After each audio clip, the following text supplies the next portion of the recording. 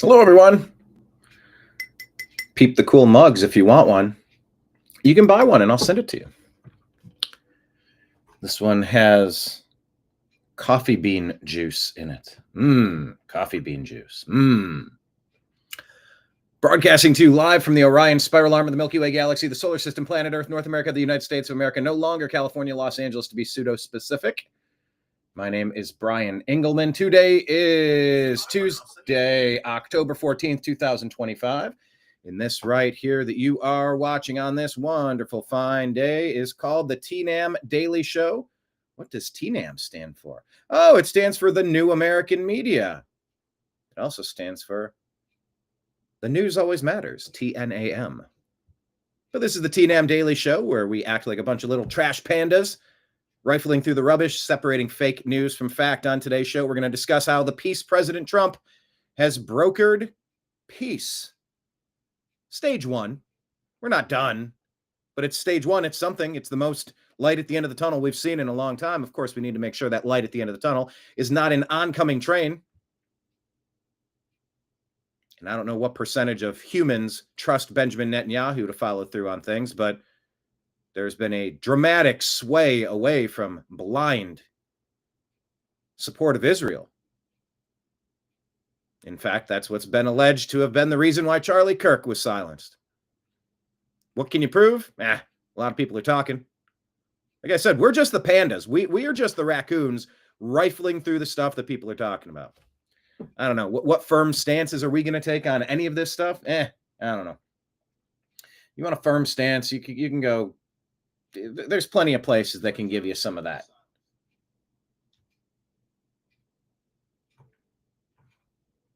We are going to give you a hypothesis. We're going to give you our best analysis based on the information that we believe to be accurate. It may not always be accurate, but it's okay. I've been called a teacher on this program because we call out, we do double checks on things. But look, sometimes when we double check something, it needs a triple check. Check us again. It's fine. I'm never against. I'm never going to have a problem with being double checked. I'm just looking for accuracy. That's the main thing I'm looking for is accuracy. That's what we do here on the New American Media. It's what we've done for the past 14 years. So please hit like, please hit subscribe. Of course, let me just say this: for countervailing views on health and elections, go to cdc.gov, who.int, and cisa.gov/rumor control for countervailing views, because, gun to the head, we're forced to say stuff like that. Also, follow the New American Media in all of the places, please. I got to add something to this. We're on Locals now. Are any of you on Locals? Can you subscribe to us on Locals? Let me add Locals and YouTube to this one. Okay, so you can follow the New American Media. We're on Instagram, Facebook, Truth Social, Rumble, Odyssey, Twitch, Kick, D Live, and Locals, and YouTube at the New American Media. Telegram and Signal at TNAM and TNAM Chat. On X at American_Media_, and subscribe to our podcast, Agree to Disagree Show, on Spotify and Apple. Welcome to the bar. We're going to discuss all the things on the TVs. And while I'm working this shift, I will put the tip jar out in case anybody enjoys what's going on here. We're on Patreon at the New American Media, scrolling at the bottom of your screen. You can sign up to be a monthly member. You can sign up on Locals to be a monthly member, I believe. You can sign up on YouTube for membership stuff on YouTube, as well as Super Chats enabled. By the way, here's our update. We are only 400. We need you all to watch a few more hours. 5, 10, 15, 20, 20. Like, we have 400 and... Where's the number? There we go. 427 hours needed so that we can become eligible for YouTube advertisements again. Yeah, these days it's tough. We put out more content than we've ever put out, more consistent content than we've ever put out. Our previous videos used to get thousands of views. Now, it's lucky to get 20 to 50 sometimes. And you go, I'm getting better views on Rumble, and we got a couple hundred people following us over there. I put 14 and a half years of energy into YouTube. And they shadow ban our content. They de-rank it. They de-boost it. They demonetize it. They demonize it. It's awful. But they're allegedly making efforts to letting us have freedom of expression on the internet again, allegedly. So we're just going to force their hand. Once we hit that 4,000 hours in the past, whatever the metrics are, we're going to qualify. Super chats have been great. Super chats have, that tip jar has helped us immensely. Still have to get our first transfer from that to make sure it's actually true. Bite the gold coin. Ding. Make sure it's not pyrite or something. But yes, look, if anybody has the opportunity to check us out on YouTube, let me just share it with you. I know you know what YouTube looks like. But this is our channel, The New American Media. Please consider subscribing to this or becoming a member on this and or dropping a super chat on this. We have Rumble rants, allegedly. John tried to make one yesterday and you said it blocked you. Maybe we could try it again today. I don't know what that's about. We're new to Rumble rants, but you can subscribe to us on Rumble. I think it's the same thing. There's tiered programs where you can do $5 a month or something else. Deb, not from San Francisco. Deb, not from San Francisco. What is up? What's a super chat, she says. Here, let's put the comments on the screen. Kablamo. What's up, Deb? Much appreciated. Tip jar went clink. I think that guy, what's his name? Sticks Hexenhammer. He says clank. He calls them clankers. Can I say clinkers? Not to try to steal that thunder or anything, but it made a sound and it went clink. He says it goes clank. Maybe we can just have a difference of opinion on the matter, I suppose. But thank you, Deb. Appreciate you. Yes, I'm just out here busking on the street corner, hoping for shiny coins to be tossed into my open guitar case. But yes, please, that's our link right there on the YouTube channel. Hit subscribe. Try to watch some extra hours. Pull up a second device and just let it play all day even. Like I said, 400 and something hours we got to knock out. That's 8 people doing 50 hours. That's 16 people doing 25 hours on top of the additional growth that we're producing, of course. But yes, please, the sooner we can open up that major tip jar, that's an automatic. I hope they've changed it since, because there were times that they wouldn't let you pick the ads. And I've always said, let me pick ads that are like 5-10 seconds long, where it just goes, blink. Aren't you thirsty? Drink a Coca-Cola. Go buy some Coca-Cola. Good day. Why can't I have 5-second commercials instead of these 90-second things that are pointless? If you get the commercial in and you get it out fast enough, it's like, there's so many jokes I could make about that. But I won't, because we have a lot of news to get to today. But yes, everybody, please watch some extra hours of the New American Media. We have, does it show you? 1,900 videos, 6.42 thousand subscribers. From sports to spirituality, comedy to Congress, from freedom to firearms. The New American Media, seeking truth, challenging dogma, and having fun. Join the mostly civil conversation. America is a nation in distress, so we are sending out an SOS. 1.858 million views, 1,903 videos. Is it showing 1,900? Yeah, I guess it is. 1,903 videos. Nimbus needs caviar. Nimbus needs to start peeing in his litter box. I've put out pee pads in multiple locations. I'm spending 40 minutes a day cleaning up after him. I don't know what to do. I don't want to crate him. I don't want to put him down. I don't want to put him outside. I can't live like this anymore. I don't know what's happening. That's what Nimbus needs. Nimbus needs to chill TF out. He's an old man. He's got hip issues, but like we have 5 litter boxes for 2 cats plus 3 pee pads, and he's still making a mess. And I don't know what to do about it. Or I could just buy him some caviar. I don't know. Okay. Hello, John. Hello, Marion. Hello, David. Hello, Deb. Hello, everybody else in the chat. Awesome. Thanks for being here. Appreciate it. Let's officially launch today's program and start rifling through the rubbish. Oh, before we do, reminder, Strictly Football. I believe we're going to be good to go today at 6 p.m. Eastern. I mean, we're on week 6 or 7 of this. I assume that we're good to go, but let me double check. I know Mike's been doing a ton of travel. In fact, I don't think he did his Toxically Masculine Tuesday show. Mike Barra, that is, along with Jim Mitchell and Ezrael Robinson.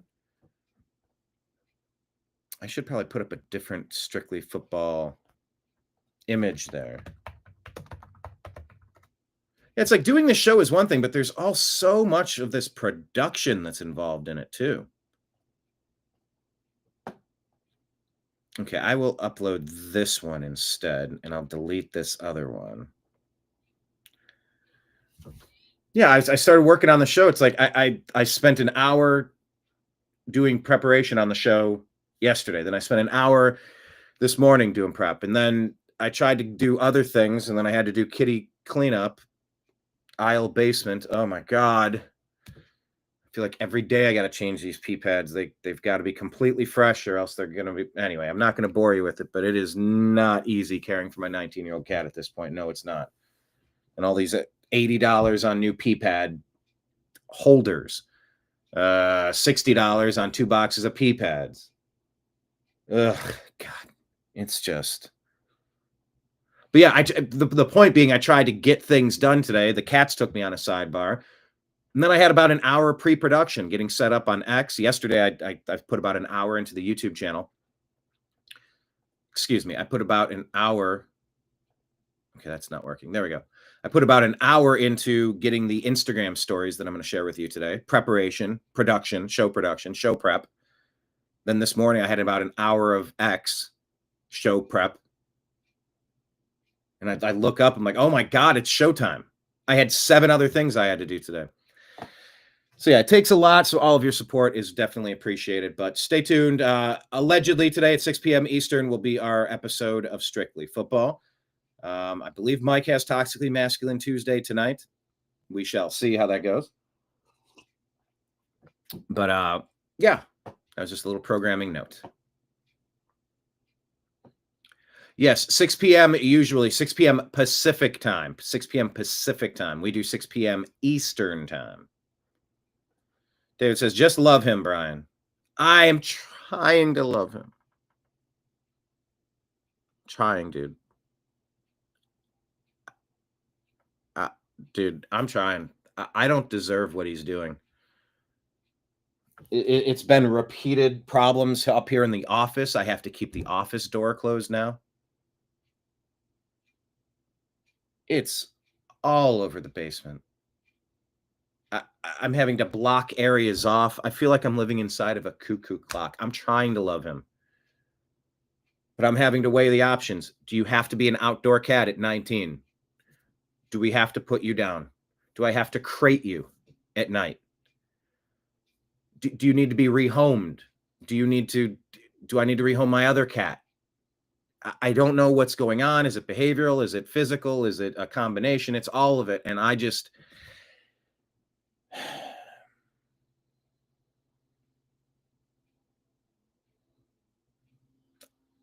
can't do it. I can't keep.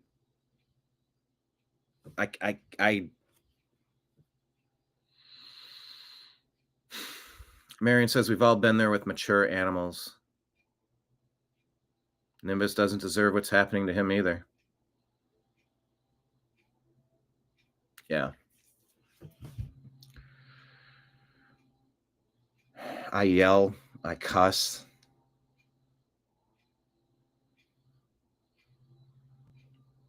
It's caused damage in certain areas. He was peeing on the couch downstairs that now it's all covered with stuff. I've tried cleaning it with the Bissell. I can't live like this. This is fucking madness. This is crazy. Hundreds of dollars a month on medications, hundreds of dollars on extra stupid supplies. Like, to get a box of litter and keep the litter box and feed you is one thing. For like all this other stuff, I'm just it's fucking killing me, guys. It is. I'm in support groups on Facebook. Like, guys, help. What do I do? What do I do? How do I?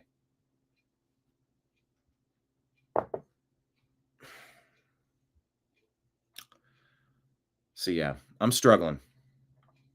Nimbus is struggling too. Oh, it's so fucking disgusting. Oh my God, it's so gross. Ruined a pair of my shoes. And it's pooping from time to time in the wrong spots. Mostly downstairs, usually downstairs in the basement. Some of this stuff is easy to clean up.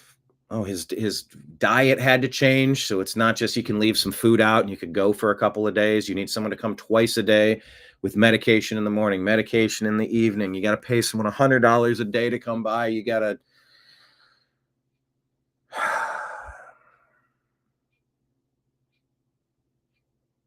yeah, this is a heavy burden that I've been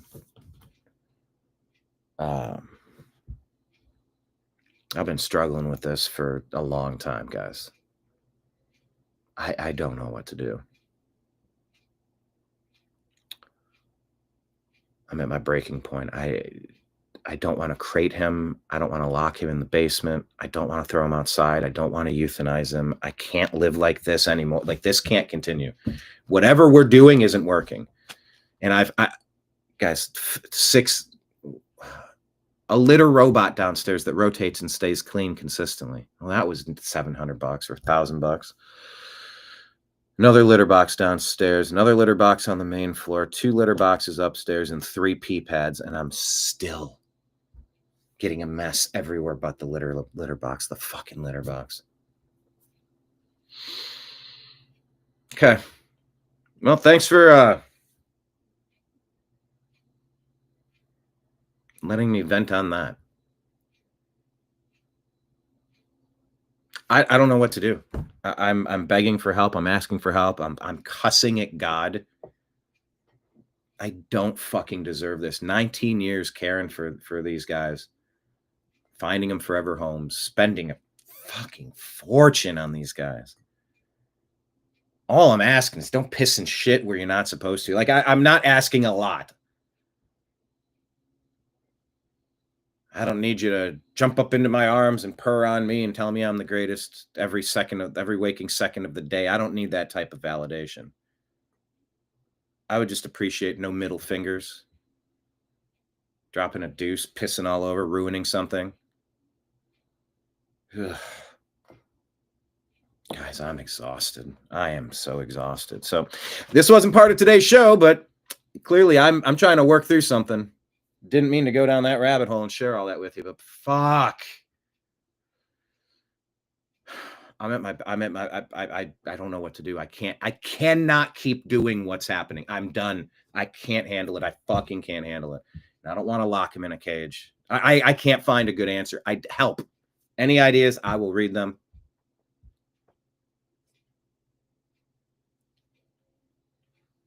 Deb says it sounds physical. Yeah. If I let him have his normal diet that he had for 18 years, oh, that's when I get diarrhea everywhere. See, I'll find that all up and down the stairs, the carpeted stairs from the basement to the main floor. I'll find it in the carpeted upstairs. I'll find it all over the main floor. So he has to have fancy feast only. But pate, it can't be any other kind.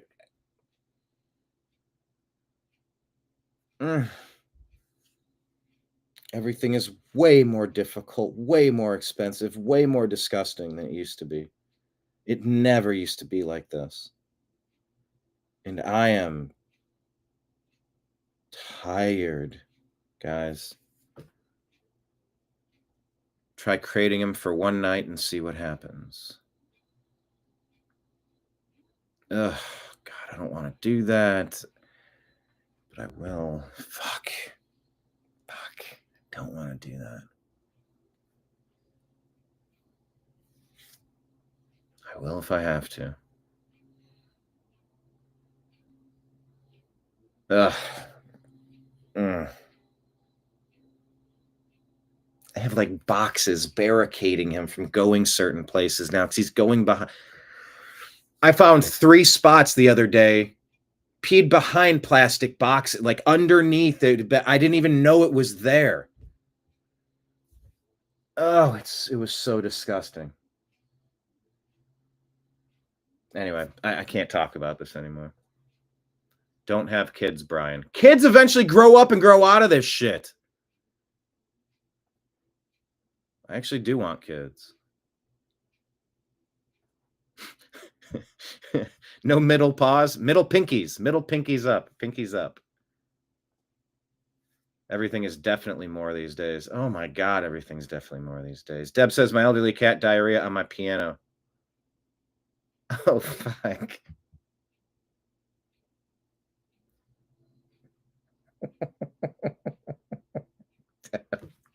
All right, that some people say I don't want to hear your story. Oh, misery loves I don't want to hear it. Like, no, I'm sorry. Like, I'm envisioning in between the keys. Like, you just got to throw that out at that point, right? Like, there's no even cleaning that. How do you even disassemble it to get down to? You just go, all right. I guess that's just in the trash.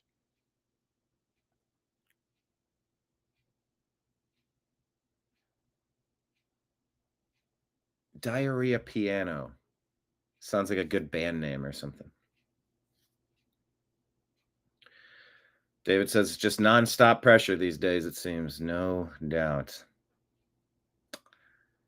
Got to adapt. Got to evolve, right? All right. Well, thanks for being here. Part of having a psychology degree and being a bartender and being a show host is like just talking things out. That's all therapy is. Just a place to talk shit out every once a week, couple times a week, couple times a month.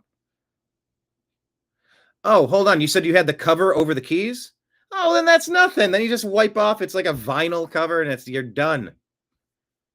Mine is like the stick-on tile, like the flooring.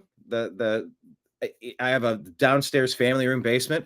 When the pee hits, it goes into the little crevices and it bubbles it up so that the pee smell will be there forever. And you fucked up the flooring forever.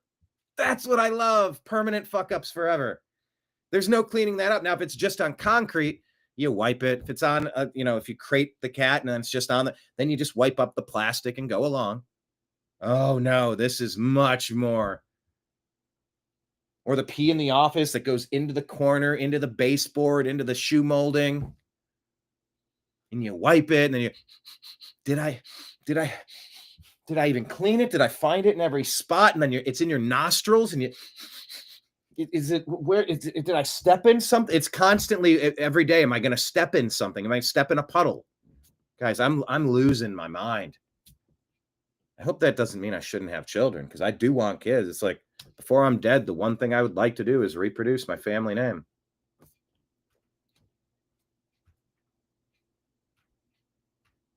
But I do not react well. I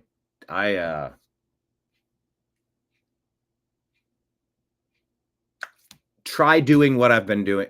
And this is not just Nimbus. This was Halo for 2 years before. Like he got sick and did the same thing. Like this is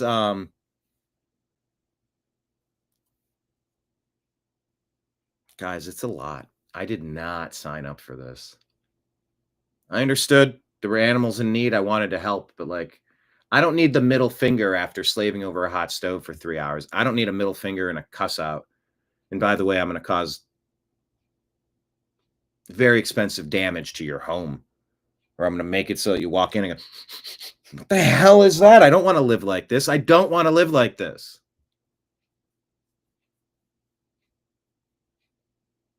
Okay.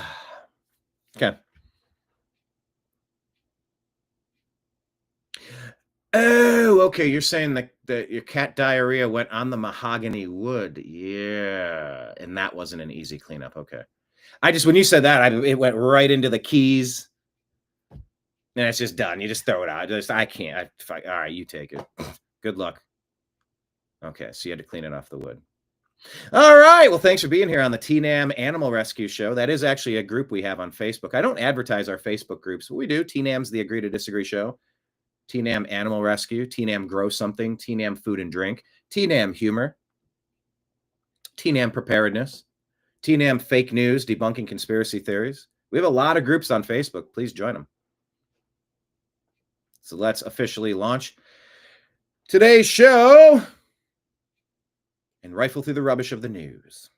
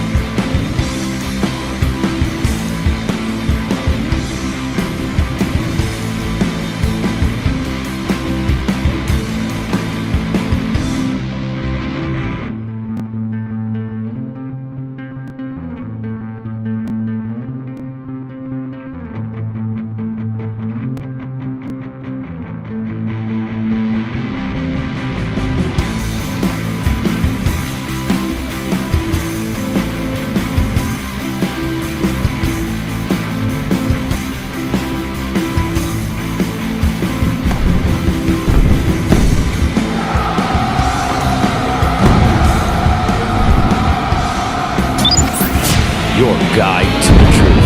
TheNewAmericanMedia.com.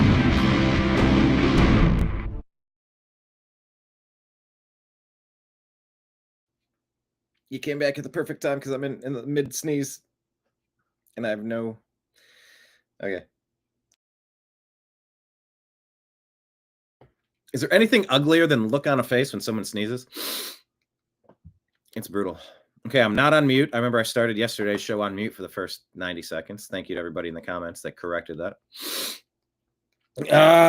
Right. So what's going on in the news?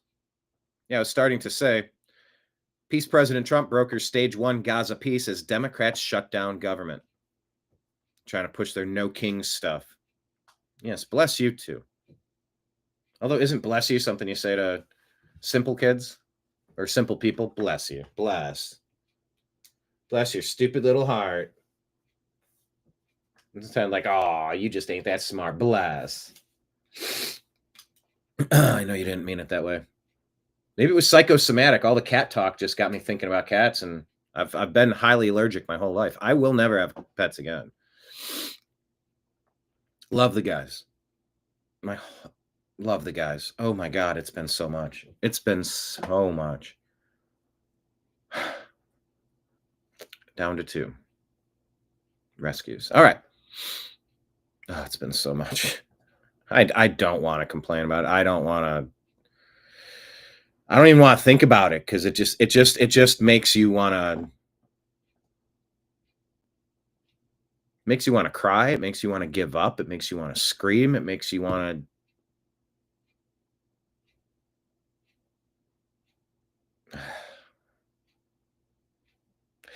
When you have cats that just go about their bit, you just sweep up once a day. You get, any kitty litter. All right, just around the litter. You just give a quick sweep. All right, you mop the floor. Okay, fine. But when they start acting out and start acting up and destroying furniture and flooring and...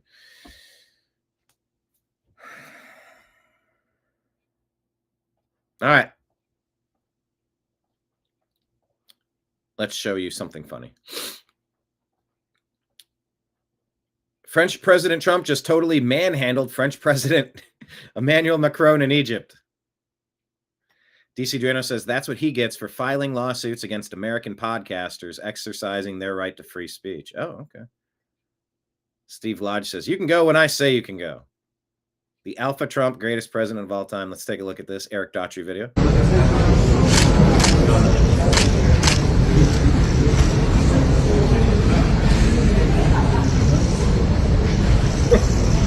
Thinking and moving the hand. Like, nope, you gotta stand here and you gotta look. This is so awkward. He's like, yep, here we go. He's like, turn up. The whole thing. I don't know, that's a weird one. What do you guys make of the handshake gate? I mean, President Trump is always doing the handshake games. Let's check it out on Letitia James. I've been checking. Is this true? Daily Mail's reporting this exclusive. Roger Stone shares this. New York Attorney General Letitia James, the one who said, hire me so that I can engage in lawfare, targeted political attacks against President Trump. Show me the man and I'll find you a crime. I'll rifle through the rubbish and I'll come up with something.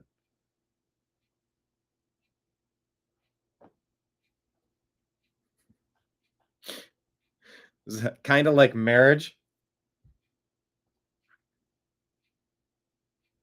What's kind of like marriage? Dealing with these cats that are being disrespectful and rude and destructive? Or trying to shake hands and they won't let go and it's weird and awkward like with Macron? Both could probably apply. Trump is a macho man. Oh, yeah. Oh, yeah. New York Attorney General Letitia James, who attacked Trump weaponizing lawfare, has a niece who lives in the Virginia home that James lied to get a mortgage for. That person's actually a fugitive from justice who's wanted on multiple criminal warrants. I asked Grok, so why weren't they arrested? What's the deal? Okay, let's try typing that again. A third time is the charm. Why hasn't the fugitive been arrested? Button.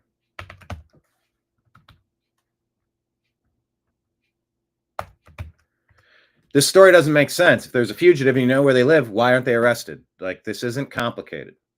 But that story, she effed around. Now she's going to find out, it seems.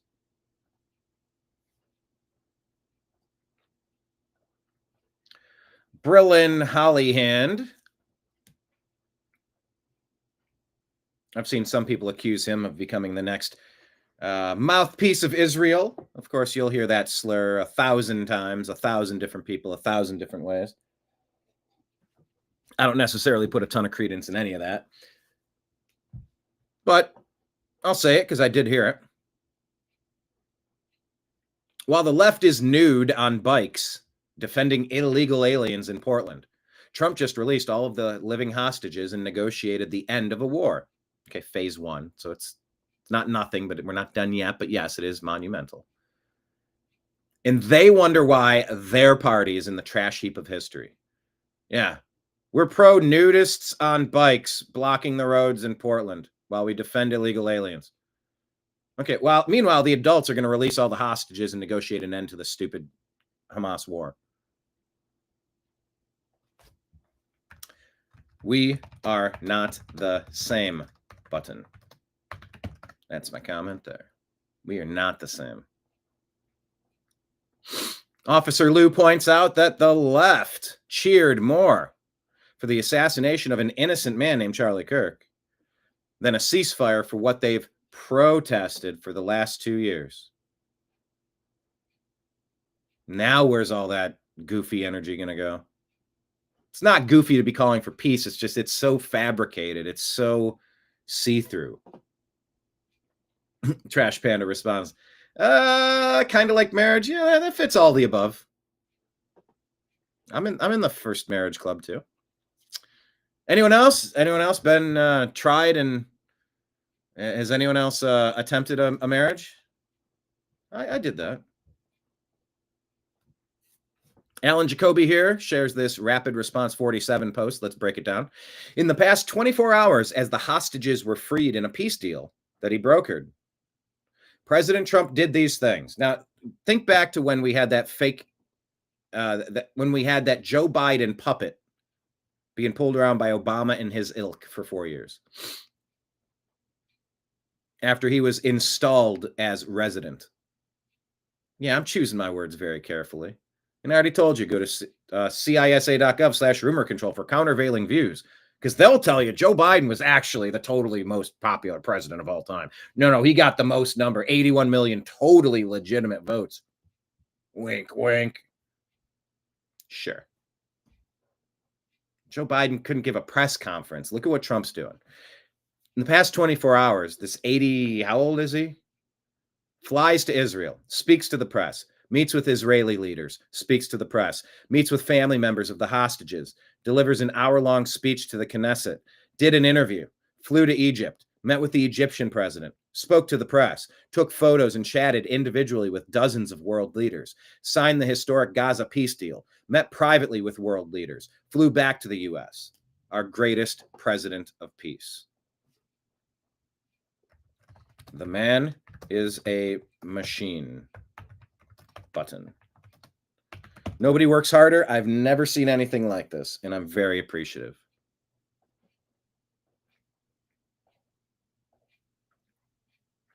Here's Tucker Carlson.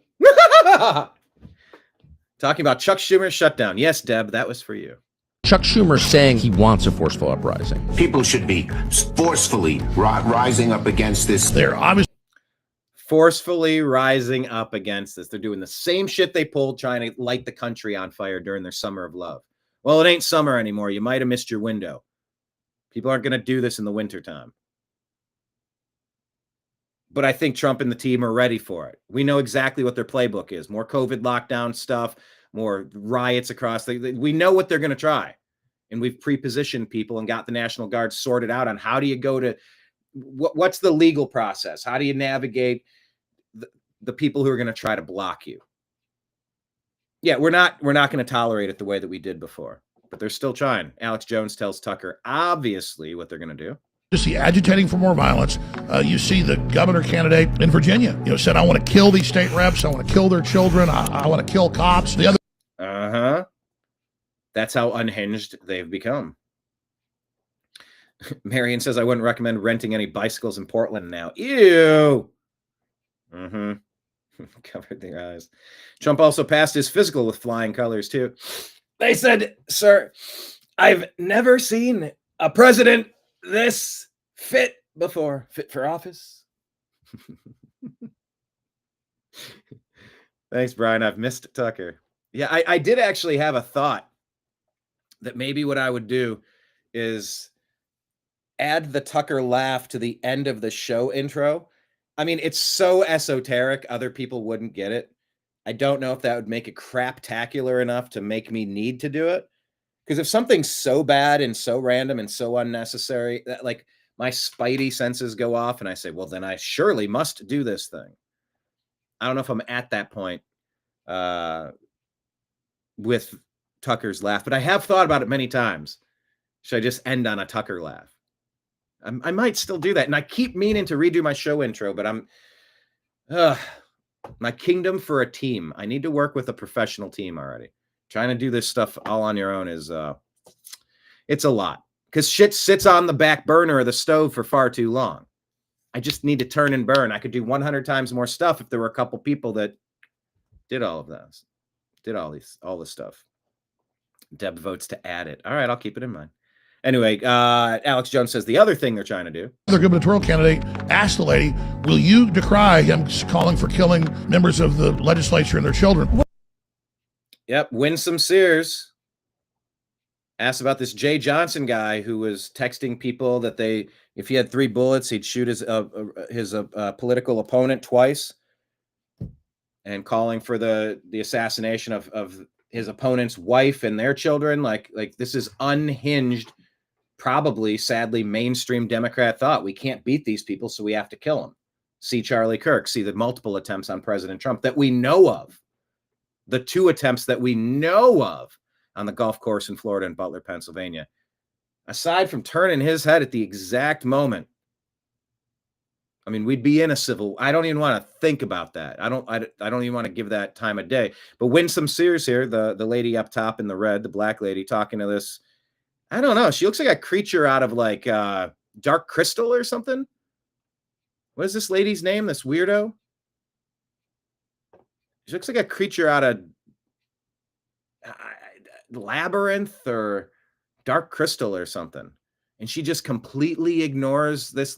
I mean, the Democrats are a domestic terrorist organization, and they should never be voted for by anybody ever again. The people that support them need to be shamed, educated, confronted peacefully. You must stand up to these people. Don't let them bully you into compliance or silence. She asks in this debate to condemn what Jay Johnson said, and she refused to do it. Would it take him pulling the trigger and then you would say he needs to get out of the race, Abigail? You have nothing to say? She smirks. She has a smirk to say. I mean, these people are doing this on purpose. It's all intentional. I might want to check out that full interview. Technology put this out. China's facial recognition technology located a BBC reporter in just 7 minutes.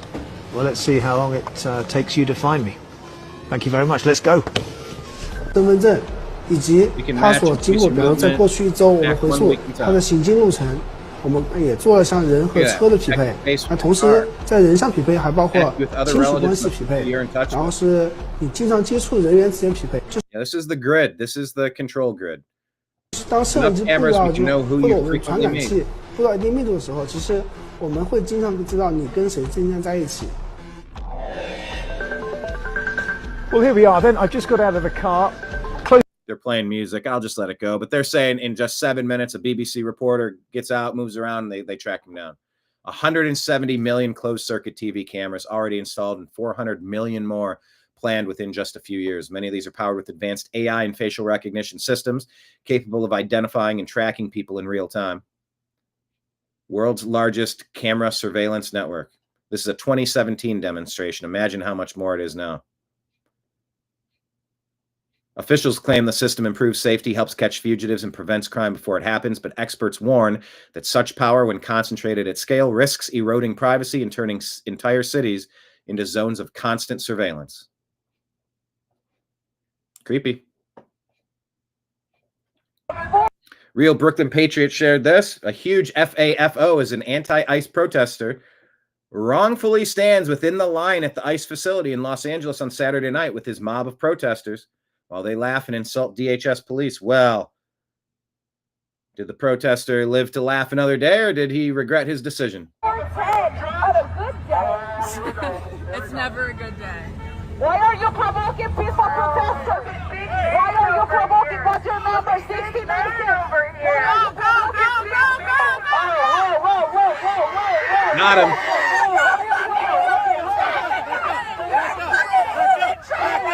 That's passing.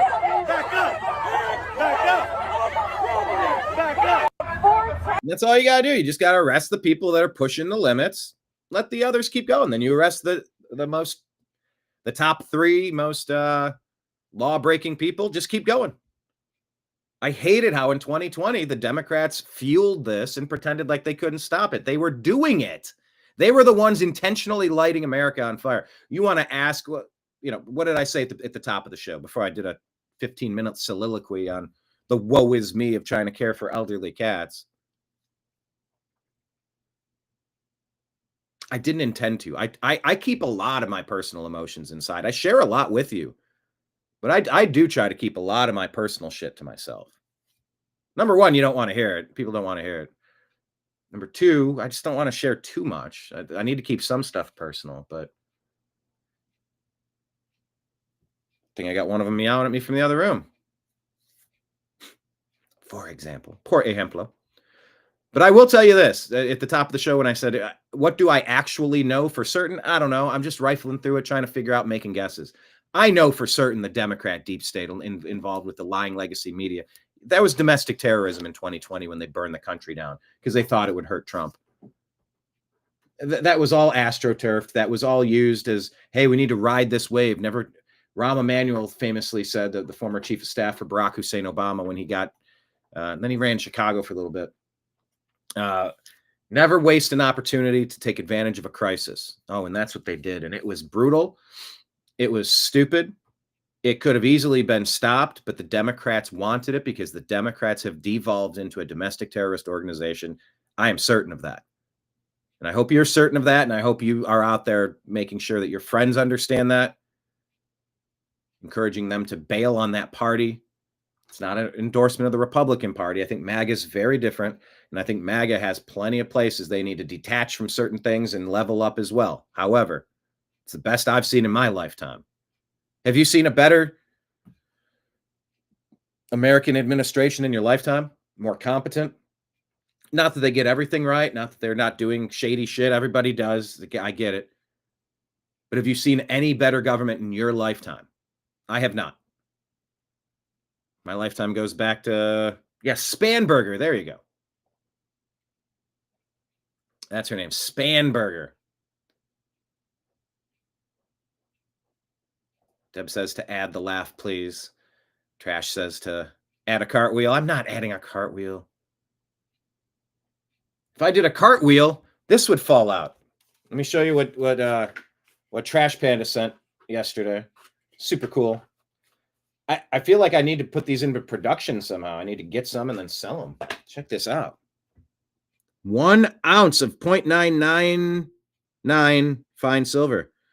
We are the Trash Pandas. Look at this. It says an ounce of silver, the Trash Pandas. The new American media. I feel like I'm engraving a Zippo at Things Remembered. It's awesome. How cool is that? But yeah, if I did a cartwheel, that would fall out. So I can't do that. That was an awesome gift. But I'm really thinking, John, like, should I do something? I like that. I love that concept. Also, John designed these mugs for the new American media. If you want one, they're $40. That includes shipping. And I'll get one out to you. Kenneth had one delivered.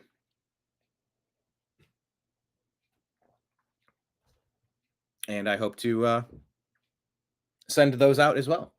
See, I don't want to add more merch until I can sell what I currently have. But yes, super cool. Also have coasters and pins for the Unhappy Hour Sports Show. If If you're interested, send me a message. All right, let's continue. Yeah, good point, Marion. My word, listen to all the screaming Karens. Oh, no, you mean that there's going to be a repercussion for my stupid actions? Ah! That's how it works. Wasn't there a Simpsons? Where's Kenneth when you need him? Wasn't there a Simpsons when, oh no, they're defending themselves somehow. It was like bees were attacking him. Oh no, they're defending themselves somehow, as if we didn't all know that they had that way to defend themselves. Oh no, we butchered 1,500 of our neighbors. I can't believe Israel's coming after us with the most force we've ever seen. They're defending themselves somehow. You think? Stop the genocide. You started a war, now you're getting a war. You're fucking around and you're finding out. The people outside here, they grab and arrest this guy, and all of the Karens start screeching, ah, how dare you, ah. Okay.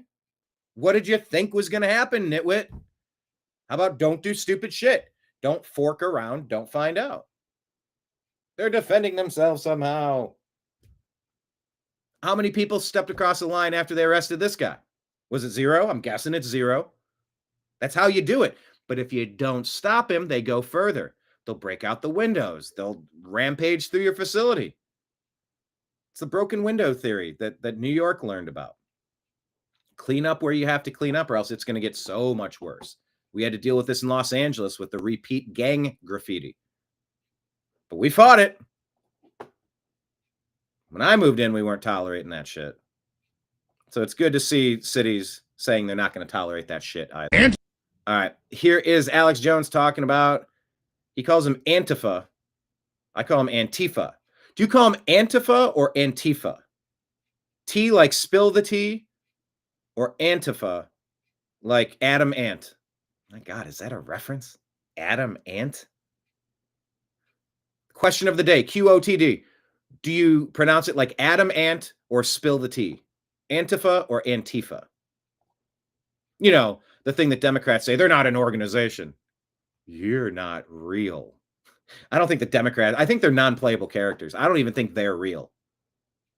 The ones that say Antifa is not a real organization. Yeah, they're a domestic terrorist organization, just like the Democrat Party.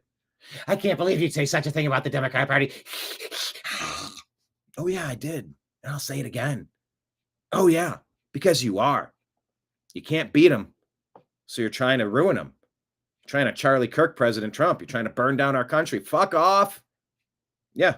Anyway, Antifa. Antifa and these other groups have targeted. He said Antifa. I thought from watching it yesterday, he said Antifa. Or maybe he does change between the two. Or maybe I'm remembering a different video. Never mind, but now I'm curious. Antifa or Antifa? Lists that have come out of so they've put out hit lists. Whose houses are going to? Governors, talk show host. Tucker is on the list. I'm on the list. We've caught them outside my house, folks. Okay, I'm just going to leave it at that. I haven't stayed at my house in months. These illegal aliens, the Islamicists, the left, the Black Lives Matter, the training Antifa, they are all in one big coalition. They all communicate with their rhetoric and their attack plans, and they're all saying that as soon as they have the catalyzing event, I've got countless videos, we're out at the rally, they go, you just wait till Trump kills a bunch of us. I mean, they're just like, once the triggering event comes, you're all dead. We're burning everything down, and we're coming to your houses. And you don't think, okay. Hold on. Okay. All right, hold on. Based on what Alex just said there, I have a very disturbing thought. So let's put this out there.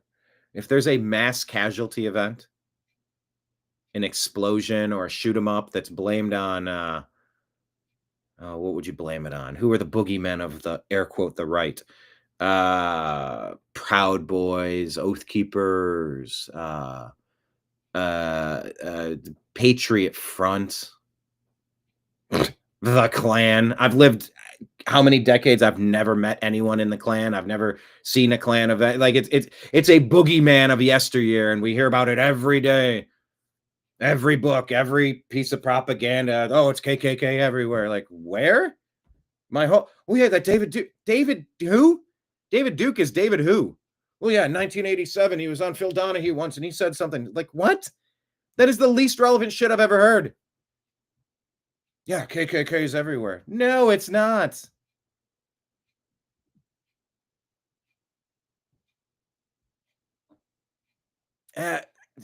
Every year there's a Holocaust movie. Every year there's a slavery movie. It's just every book, elementary school, middle school, college. It's just you got to keep looking in the rear view mirror and just constantly bombarding you with reasons to hate current people from things that happened in the past. That's what the lying legacy media has been doing.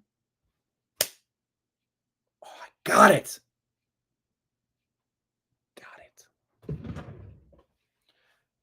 That's what the lying legacy media has been doing. That's what the Democrats have been doing. It's their only play because nobody likes them. And the places they do get, I think that they're installed. What comment is not showing up in chat? Was it something spicy? All right. But anyway, back to my point. What I was saying, Alex said, yeah, all I see, the only comments I see are, my comment is not showing up in chat, censorship, YouTube. Trash Panda says President Trump signed an order to designate Antifa as a domestic terrorist organization. Question. Well, why don't we just arrest them as they show up? Yeah. Bingo. But here's my point. Every dictator, I mean, Stalin, Mao, Castro, go down the list of shit people that have tried to put in their Marxism, Leninism, Stalinism, communism, whatever the bullshit ism is. Oh, well, if you're putting spicy stuff in there, YouTube just filters that out. I didn't even get to see it. Can you spell the spicy words backwards?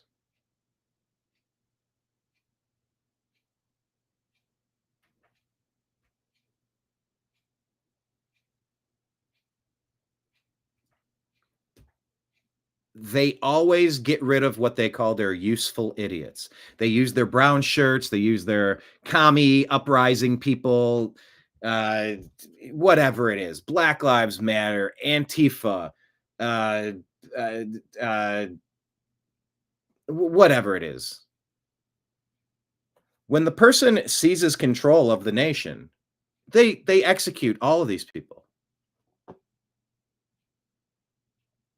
What do you think the gays for Palestine, the queers for Gaza, or whatever the different groups are like, yeah, we're standing in solidarity. I'm like, dude, the gay country is Israel. They are all about like super gay, super trans, super lesbian, gay, bisexual, the whole gamut. Go for it. That's Israel. You would be executed in public in an Islamic country for affirming your identity or being my true self, my honest self or something. There's no coalition with people that want to exterminate you. And make no mistake about it. The enemy of my enemy is my friend. Oh, no, it ain't. You better be careful with that type of stuff. So my point in all of this is just to say, if the deep state sets off an explosion, to blame it on the Proud Boys or probably Patriot Front is what you'd find. Based on what Alex was saying here, it's got me thinking. And he's privy to information I haven't even heard yet, such as the nature of InfoWars, which is why we all follow independent media, because we have our ear to the train track and we can tell you what's coming. The other ones are trying to already spin what happened yesterday. We're trying to tell you what's coming tomorrow. And by the way, the shit that we're right about today, you said we were lying about yesterday. So it's a pretty good track record. But I would be very worried about a Las Vegas public event, mass shooting event. So then you can blame the guns, you can blame the NRA, you can blame the Second Amendment, try to push for a gun grab, you can go after conservatives, and it'll make martyrs of people. Horrible. But you saw how they weaponized COVID. You saw how they burned America down because of George Floyd. You're damn right they do it again. They have no ideas. They have no solid plans. They don't have good policies. They don't have good track records. They don't have safe cities. They don't run a safe country. They can't balance a budget. These people are absolutely unqualified, disqualified, should be disqualified. Hacks. They're vampires who get off on pain and misery. Don't let them near the levers of power ever again. These Democrats shutting down the government unnecessarily, they're doing it for political gain. They're trying to cause maximum harm just to punish Trump. Every Republican's like, no, we can push a continuing resolution while we figure this out and get all our tech. No, they just don't like a good economy. So they're shutting services down. And in some ways, it's backfiring on them, which is sort of glorious. But in other ways, now I've been impacted. Now I've been personally impacted. I can't finish something that the government screwed up 4 years ago. I had to go to our congressional representative, to go to a government agency to demand, guys, fix this mess. You've been messing with my account for 4 years. Fix it already. And now they're not because of a government shutdown. They're no longer funded, so their office is closed. I need this done. It's not out in the wild. It's not something that didn't happen. It is actually impacting people. Yeah, I thought only fat old people got COVID. COVID snuffed out my brother's life and tossed him into the ground. It's been a long couple of years, people. Obamacare. I told Michelle the other day, if you like your plan, you can keep your plan. If you like your doctor, you can keep your doctor. You can trust us. The Democrats, we're the ones that rammed through this Obamacare. I'm sorry, we call it the Affordable Care Act because it's affordable. And we said, si se puede. Yes, we can. We can take over 1/6 of our economy, and drive it into the fucking ground. That's what we do. And then, we're going to pull the old okey doke and try to blame it on the Republicans because they're just that stupid. Plus, our partnerships with social media means that countervailing voices to our bullshit won't get heard. You didn't build that. You can't hear that. That's what we do. We're totalitarians. So now that we're in bed with the deep state and social media and the lying legacy media and the public school indoctrination system, we're just 5 days away from fundamentally destroying the United States of America. My name's Barack Hussein Obama, and I read this off a teleprompter.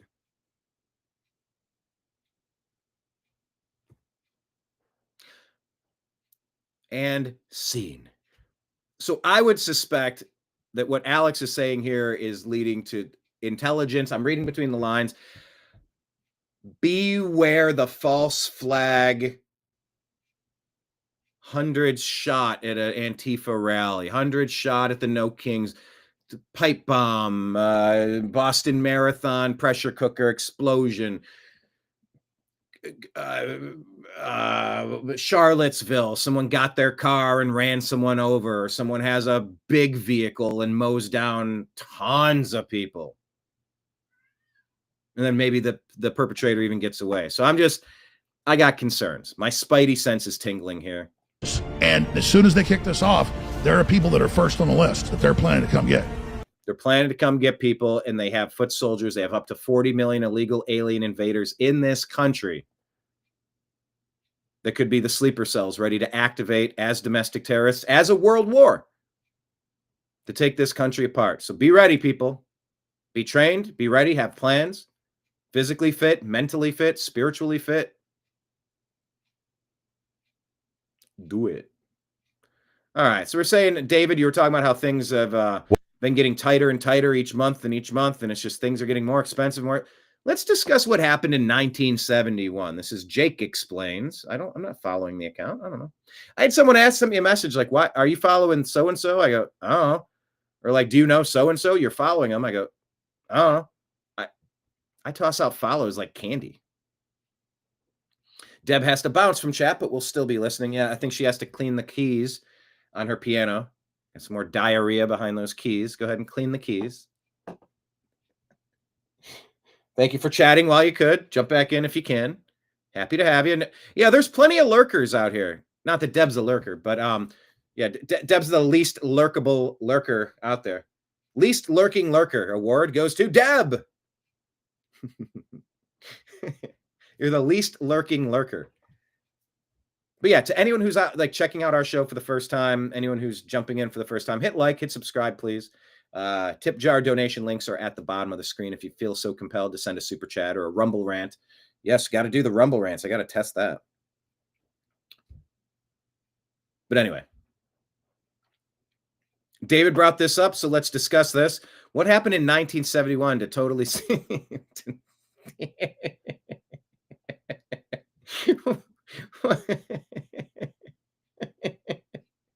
What is that? Deb, your emoji game is strong, although being from San Francisco, I'm sorry, not from San Francisco. I see the poop emoji. I just think of Nancy Pelosi's streets. I had to step over human shit outside the courthouse in San Francisco. It's gross. Democrats are gross. Democrats don't have self-respect. They don't keep their place clean. It's gross. But that emoji of the poop in the piano, that's not to say that's a first, but that's a first for me to read such and such like that. All right, Jake explains. Let's talk about what happened to our monetary policy in 1971. By the way, wouldn't this be an interesting time to make sure you have some silver or gold? As crypto took a huge hit over the past month, I've seen huge decreases there.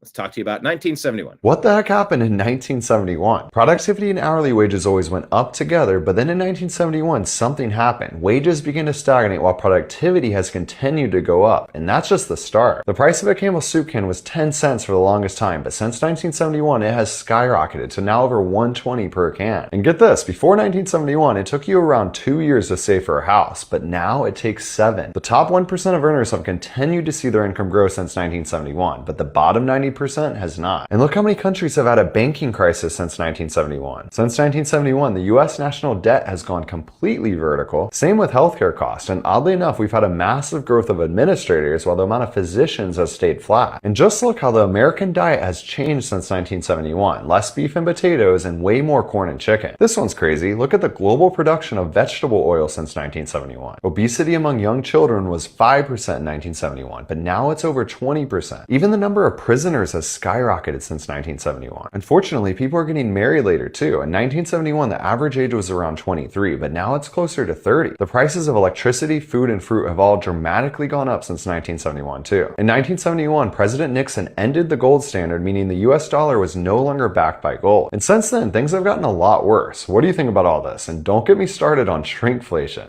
What the heck happened in 1971? Productivity and hourly wages always went up together, but then in 1971, something happened. Wages began to stagnate while productivity has continued to go up, and that's just the start. The price of a Campbell's soup can was 10 cents for the longest time. And don't forget, what did he say? Suspended Bretton Woods, suspending the dollar's convertibility into gold for international transactions. After that, the US dollar became a fiat currency, no longer backed by gold. And don't forget, they still took him out of office. That was a lot of Kissinger influence there to make that stuff happen. They still removed him from office through lawfare, didn't they? Yeah, they still did. I want you Bernstein and Watergate. Oh no. Yeah, compare that to what Obama did. It's a drop in the bucket of the swimming pool compared to what Obama did. All right, Jesse Kelly talking about the rot that's deep, deep, deep. I'm going to take this in and how significant this is. And I realize this is stuff we knew, but the Central Intelligence Agency is the largest, most well-funded, most powerful spy agency on the planet. Multiple directors of the CIA. We're not talking some dirty commie in the mailroom. Directors of the Central Intelligence Agency have chosen to declare war on the American right, up to and including lying to the American people so Joe Biden could win an election. Now, back to the cuts, the deep state cuts. They have to be a lot deeper than 4,000 people. It doesn't matter who the next president is or the one after that or the one after that. if we have a million communists throughout the government working to undermine every Republican administration, trying to kneecap it to buy time until the Democrats come back and the revolution can continue apace, we can't survive like that. The rot is deep. It's at the highest levels of our government. The clean out must be deeper. You have to get all the cancer. You can't leave even a little behind. When in doubt, cut too deep. I know we have to take the public line of, I don't want to do it, but I hope that's not the actual attitude.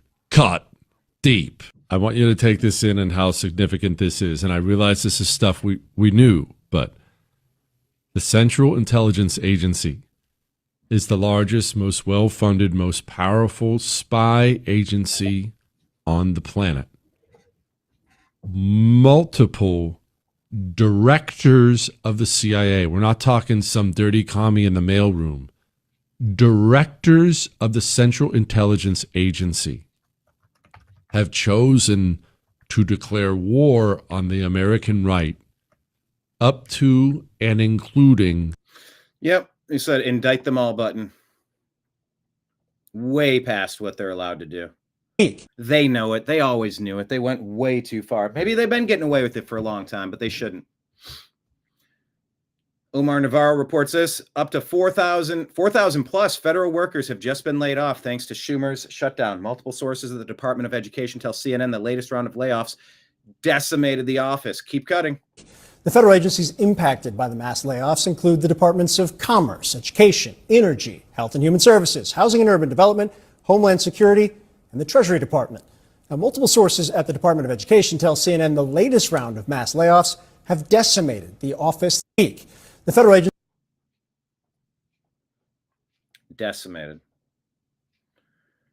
Here's a dude thanking President Trump for fixing Memphis. All I want to say is, Trump, you're doing your big thing, man. We got the kids back outside on their bikes. The lawnmowers back going, the dogs back barking. Memphis is looking real good out here, man. Hey, man, you did your big one, man. Appreciate you for helping cleaning up Memphis. Hey, MPD, well, I don't even know what to say about y'all. I done walked to the store. Y'all got me a bag of ice. I ain't walked to the store in about 20 years. You ain't got to worry about no pow, pow, pow. You ain't got to worry about no ducking. You ain't got to worry about them fins doing all that old shit. Man, it's beautiful. I'm talking about the traffic back going. I'm talking about the kids back outside. Hey, make Memphis great again, goddammit. All I want.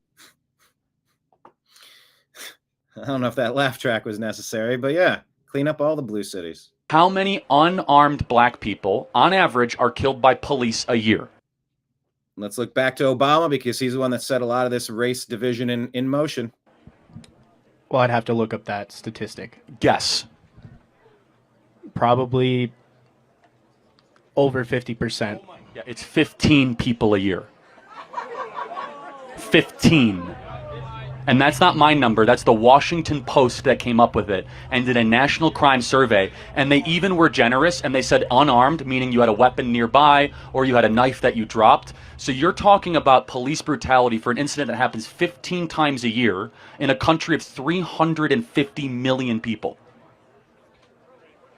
But Obama made it seem like something different. So did the Democrats. So did the lying legacy media. So did social media. And so did our education system.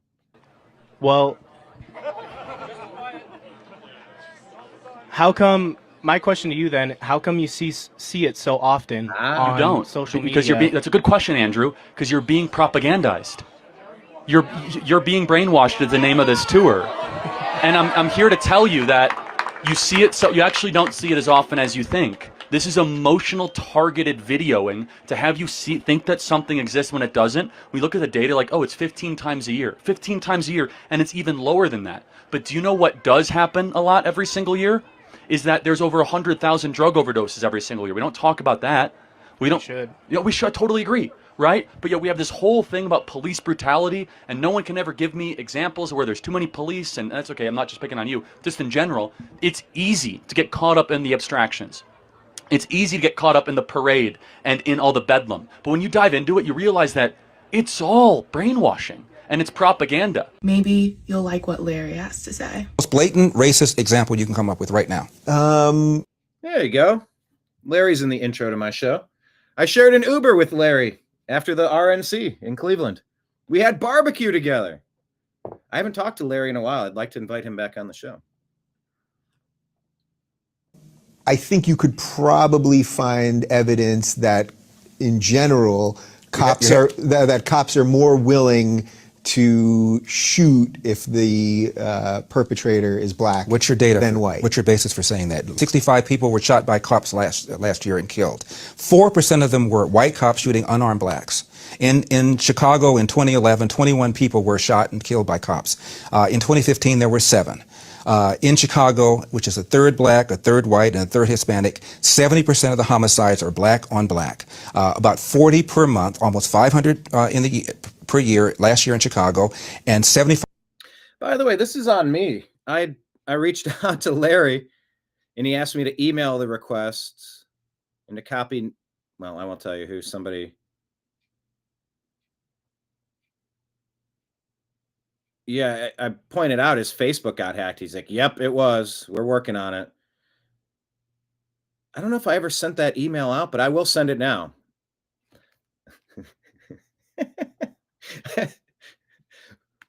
All right, here's a question of the day.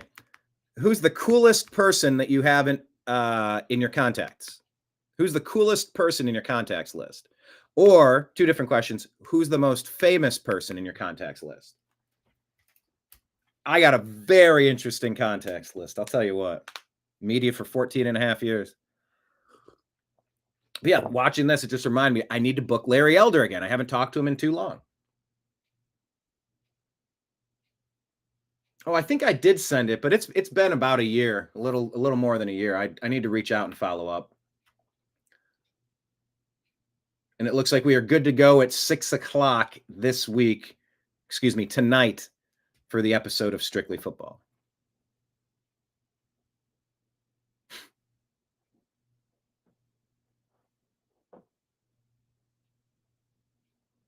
Yes, of course. Happy birthday, Charlie Kirk, today. Today you get your medal. Yes, we will be discussing that today.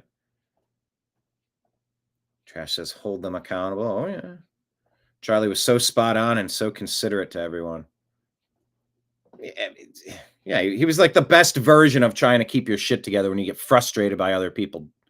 It's hard to talk to dummies all day. It's hard. See, you can call them dummies. You're no better than...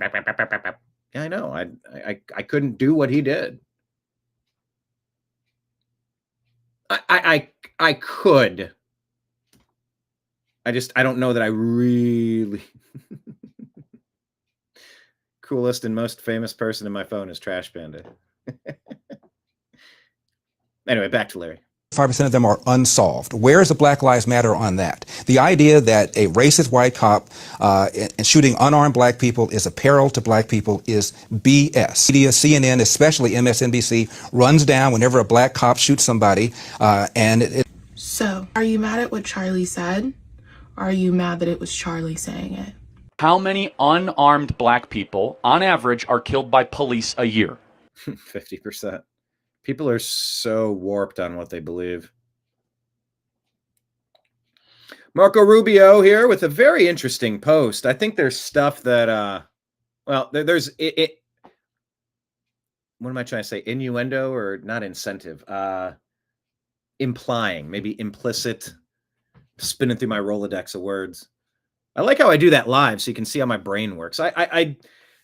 I like listening to radio and podcasts because I like to just spend time with them and listen to how their brains work, how they're wired, what makes them tick, that type of stuff.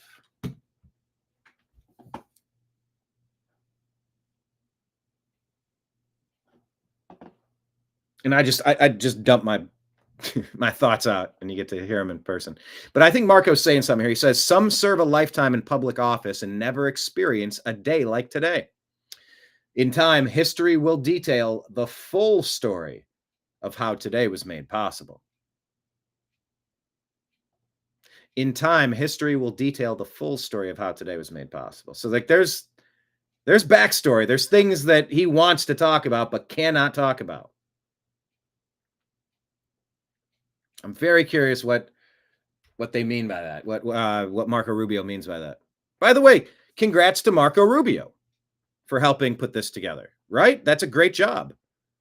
Getting two people to stop fighting each other. That's a good thing. But for now, all Americans should at least know this, says Marco Rubio, that today would not have happened without President Trump doing some pretty extraordinary things. I'll say, can't wait to hear the full Trump Rubio Gaza story button.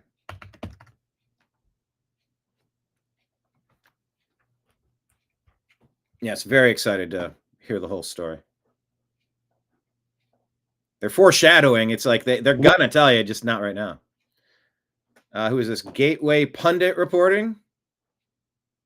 One of the most Jordan Conradson. Powerful and influential Democrats in the entire country, Senate Minority Leader Chuck Schumer, said yesterday that there needs to be a forceful uprising against the government in response to the indictment of Letitia James. The exact quote is that people need to be forcefully rising up against this. This is about as black and white as you could possibly ask for. The Democrat Party, the mainstream position of the Democrat Party is to support and incite political violence. But hey, maybe the context clues make it all make sense, and what Chuck Schumer was doing is totally okay, except for the fact that he was blaming President Trump and calling him a dictator and a tyrant. With everything that's happened lately, there's absolutely no excuse for anyone, much less one of the most powerful Democrats in Congress, to be speaking like this, but they don't care. They're all in. One of the most powerful and influential Democrats in the entire country, Senate Minority Leader Chuck Schumer. Yeah, and we said indict Schumer, Pelosi, Obama, Clinton, etc. button. Make it happen. Second story on the Chinese prison over there, the digital prison. Go to China. They're piloting it a few years ago in Shenzhen. So I lived overseas. If you go to Shenzhen, back in 2017, they already had facial recognition cameras there. So if you jaywalked in Shenzhen, they would immediately detect that and send you a notification, and they would deduct money from your what they call WeChat account. They use two main apps, WeChat and Alipay. So you can actually deduct your money directly from your account. This is 4 years ago, so this is not like some sort of conspiracy theory. It's not something that's going to happen 10 years into the future. This happened pre-corona in China. And so this system in China that exists is extremely advanced. They can detect if it's a man or a woman. They can guess your age. They can detect what kind of car model it is, who the manufacturer is. This is the sort of technology that we see in all these dystopian sort of films and whatever. And people keep putting it off and thinking that this is something that's going to happen later in my kid's lifetime or my grandkids. It's already here. And if this gets implemented anywhere, especially in a Western nation, it's not going away. Israel is already talking about the fourth shot. Then they're going to be going to herpes, and they're going to ask if you're gay. They're going to be asking if you ate 3 pizzas this week because it's unhealthy. If you buy certain books from certain countries, your country doesn't like you. You'll lose points in the social credit score system. So this is already the reality of the world in certain places, and we need to be aware of that if we don't want that or if we do. And to be perfectly honest, anybody who wants this vaccine passport, it's a misnomer. It's total control. Everything you do or don't do will be calculated to the point where if they can detect your GPS signal, if you have a phone on you, they can detect who you're hanging out with. Oh, you're hanging out with somebody that said something bad 9 years ago on Weibo, okay, like a Chinese equivalent to Facebook or something like that, right? Oh, you lose 2 points. Oh, you bought Japanese books, you lose 5 points because you don't like Japan. This is what is going to come here because it's already there. And we're doing that a little bit with contact tracing for COVID, aren't we? So that they can see where you're at and who you're with. The simple reality is that the technology. And by the way, this video feels like it's AI. But the video is also making a lot of sense with stuff that we are well aware that they are doing. That CSIS has, and all these big tech corporations, they already know where you are. It's just that they don't want to shock the system too much and admit that they have it. Edward Snowden revealed all this back in 2013. He fled to Hong Kong. They wouldn't keep him there, so now he's in Russia. Yeah. But the NSA has all of your information. They know your Google searches from like February 9th, 2004 in a bunker in Colorado. Help me, Rhonda. Right. They have all this information. So, but they don't, like in the US, they have the Fourth Amendment. They're not supposed to track you forever. If you go to China, they're piloting it a few years ago in Shenzhen. So I lived overseas. If you go to Shenzhen, Back in 2017, they already had facial recognition cameras. Okay.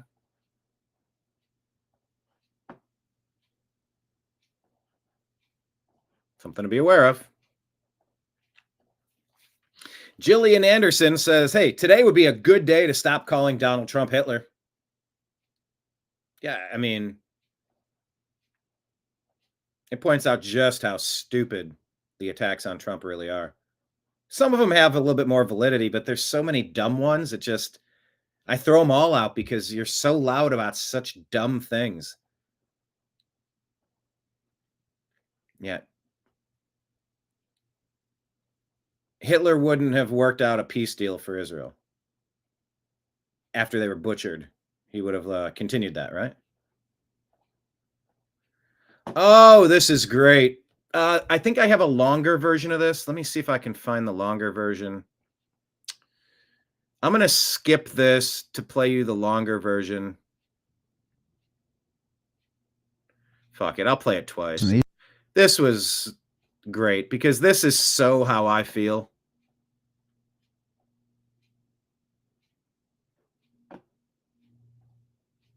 This is just a clip. I might play you the second part, but this is from Coffee with Scott Adams yesterday. This hit me hard.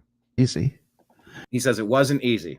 But every one of you who's watching right now, talking about how, you know, he had to sacrifice a lot to help get Trump in office, not knowing if it was going to be a good decision or a bad decision.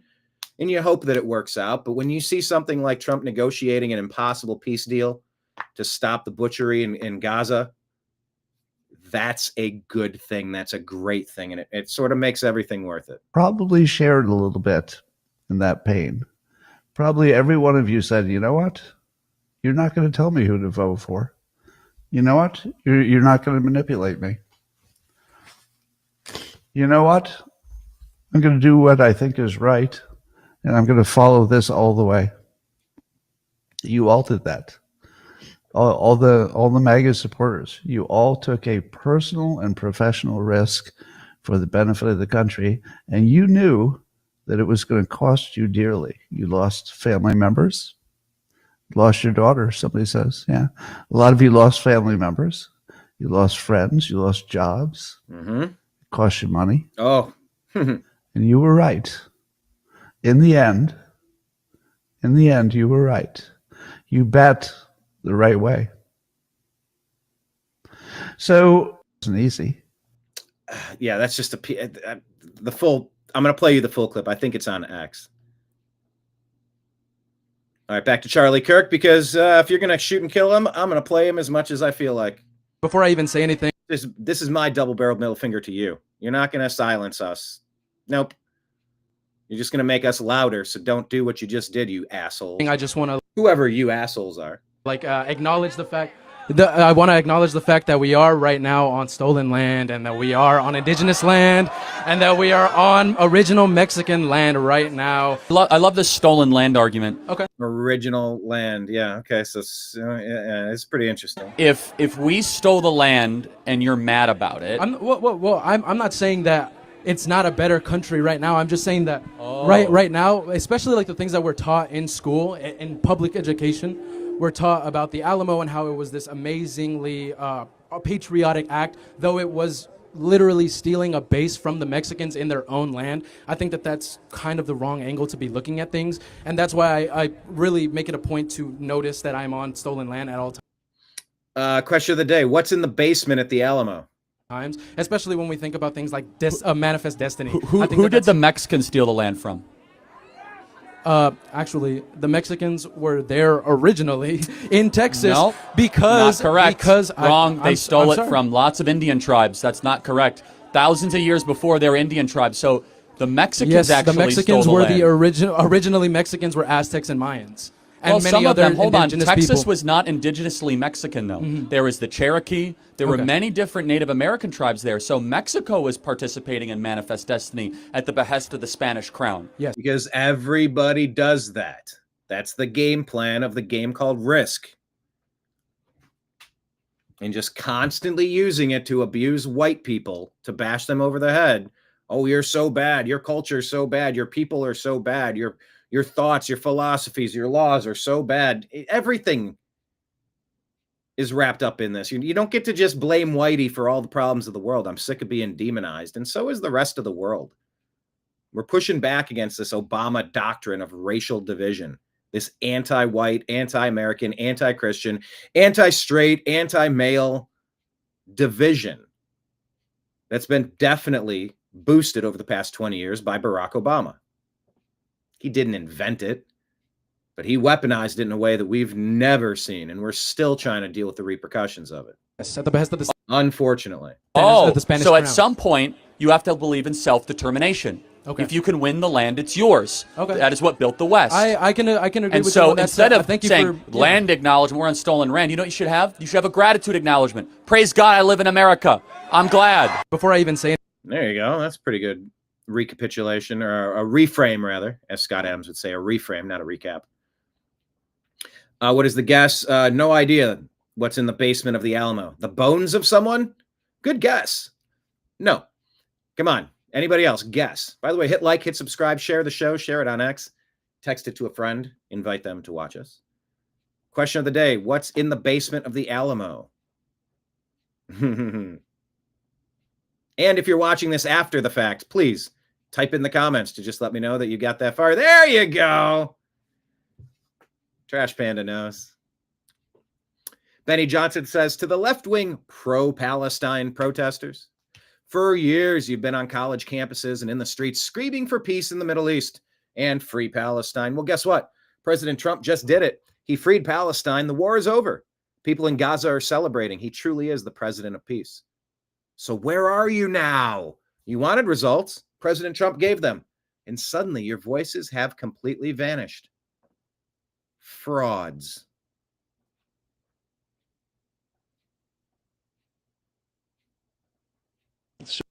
All right. We must never forget what they tried to do to our president. I don't ever want to hear another word from the left about Trump weaponizing law enforcement to go after his political opponents. No. Trump is just holding these criminals accountable for their crimes. So how do you reassure them, if that is the reason for their questioning, that the former president will not return, or that his political movement, which is still very strong, will not once again take power in the United States? Well, we just have to demonstrate that he will not take power by, if he does run, making sure he, under legitimate efforts of our Constitution, does not become the next president again. Does not become the next president again. This is an ABC News special report. Now reporting, David Muir. Good evening. We're coming on the air a bit earlier than usual because of breaking news at this hour. A grand jury here in New York City has just handed up an indictment. They got random music in the background of this video. I can't play it. Fuck. Stupid YouTube. Blocking generic music. President Donald Trump making Atlanta-based. Anyway, here's a good 3-minute video of what they did to weaponize everything against President Trump that you can watch on your own time. Click on it. It's 4 minutes long. It's worth watching. I can't play it because of the music. Here's President Trump back in the day. 1985. Said that you could do a better job at negotiating an arms control agreement with the Soviets than some of these professionals who've been trying to do it for years. I didn't say me, Mike. I said somebody has to do it. If it were me, that'd be fine. I could do it. Somebody has to help this country. And if they don't, the country and the world are in big trouble. Because within a short period of time, as sure as we're sitting here, there's not going to be a country and there's not going to be a world. Said that you... Now we got somebody in the position that's getting some stuff done, thankfully. All right. That's what I wanted to share with you on our Instagram feed. Hit like, hit subscribe.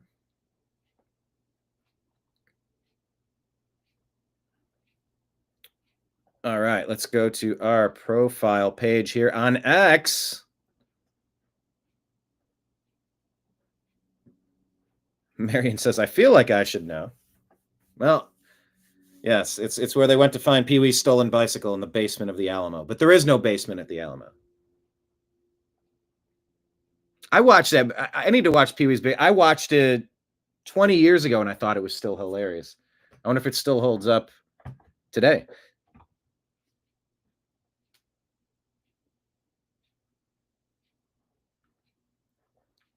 David says his voice has definitely changed since. Hi, Jumpy. Oh, you don't mean Pee Wee Herman. You mean... They said, sir, yeah, the voice, a lot of sniffling. I said, I call it a weave. It's a bit of a wide weave. Yeah, Trump's voice has changed, but he's like 83 years old. Of course it would change. All right, here on X, what is pinned is our link to Patreon, where you can see our interview with John B. Wells from Caravan to Midnight, talking about God, Trump, Biden, the deep state, and World War III. You can click on that and become a monthly subscriber to our Patreon page. Just yet another one of the many ways that people can contribute to our tip jar to show appreciation for what we do. All right. While President Trump is working to negotiate a peace deal in the Middle East, a boomer Karen is calling for his arrest. It's a clear reminder that the left isn't interested in peace. They're focused on power, even if it means sacrificing innocent lives. So, you know, blah, blah, blah. I won't subject you to 50 seconds of... What are you afraid of? Me, me, me, me, me. For God's sakes, are you so fucking scared for your own little personal life that you're going to let the rest of the country get totally fucked over? Who? Fuck you too. Democrats, fuck you. There's a Okay, I agree with that point. handful in there that are actually trying to do something. The rest of you feckless, spineless pieces of shit, we're going to vote your asses out too. Shame on all you ignorant motherfuckers. Arrest him. Arrest him now. What are you motherfuckers so damn scared about? Go wherever that fucking slug is existing and drag his ass out, put handcuffs on him, and throw him in a fucking jail cell. What are you afraid of? Okay, she didn't mention Trump's name in that, but I assume that's who they're talking about. CPAC shares family members of Israeli hostages advocated for the release at CPAC in D.C. in 2025. Now, thanks to President Trump, the war is over and hostages are free. Christians celebrate this moment of deliverance, a reminder that faith and liberty unite us all. All right, good job. Good job. I'm here for it.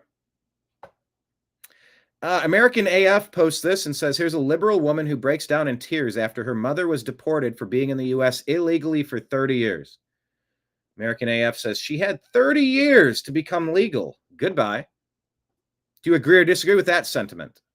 We can stop if you want. You missed the number. Stop. Look at guys. Look at this fascist right here. That's her. It's her. I'm so sorry to be the one to show you this picture of your mother. What's it like for you to see her there with her ponytail and her backpack and her pink sweatpants talking to these guys with guns and masks and their bulletproof vests? I mean, based off her facial expression, she looks ready to cry. And that saddens me because she just wanted to go to the store. She was going to make some albóndigas, which is basically a meatball stew.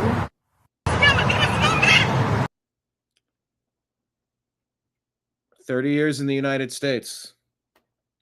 Illegally in the country. Isn't there a way around that? Can't you learn English, learn the Constitution, learn the Bill of Rights, take the citizenship test to become an American? The people that are going to join the team need to actually join the team. You can't be half pregnant. You can't be kind of in the military. You need to be in the military. Once you're pregnant, you're pregnant. You need to be all in. Marion says, yes, they need to get here legally, and sorry you broke the laws, but not sorry. Yeah, we didn't do anything. We're not asking. We did not cause this. We didn't invite somebody. We didn't tell somebody to break the law and sneak in like the Democrats did. Oh yeah, just claim asylum. We'll just push you through. No. You don't need to literally be we'll just make it happen. Oh man, another sneeze. I love that dump button. Trash says, agree, bye-bye. She blew her chance. But you see the problem. You see what happens is if you sneak in, you don't want to speak up and go to the office because then you'll get kicked out. So once you sneak in, there's never a chance that you can become a citizen Or is there? I don't know. I'm not familiar with every in and out of it, but that's what they say. Oh, there need to be amnesty programs. It's like, it doesn't need to be amnesty. Like, but if you want to, go through it, it should be complicated. You shouldn't be able to graduate college by just pressing a button. It takes years of hard work, just like becoming a U.S. citizen should probably be like having to get a college degree. You got to spend 4 years. Don't get in trouble. Don't, do the things that we request. And at the end of it, you might get a degree, a diploma, a citizenship.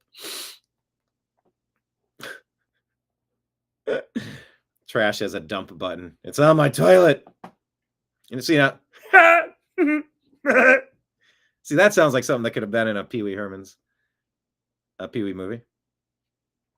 Pete Hegseth is applauding a statement from the New York Times on the Pentagon's press pass policy.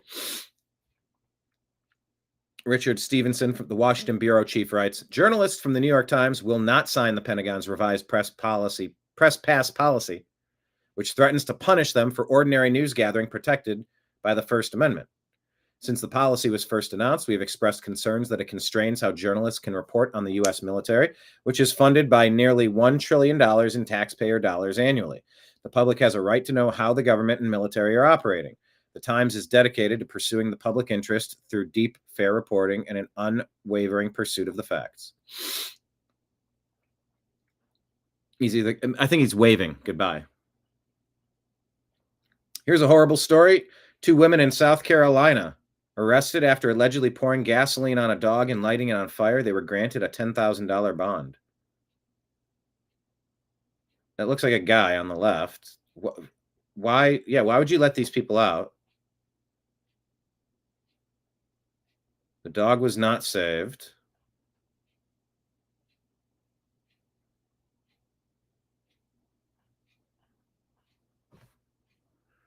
Oh, there's more. What is the more?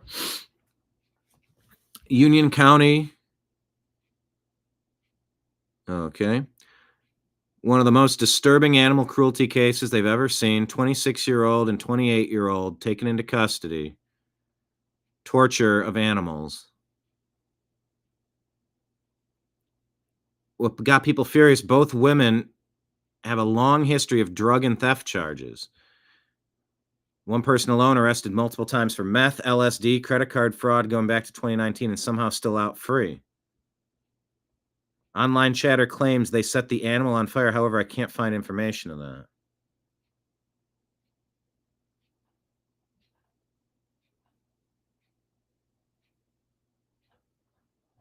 All right. Well, I don't have more information. I have questions, but I'm going to move on.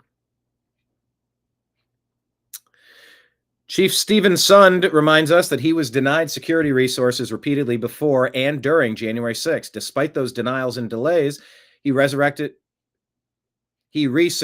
the U.S. Capitol within hours. For that, I was forced to resign, humiliated, and stripped of my benefits. Videos of a phone call that occurred about 6 p.m. the day of the attack.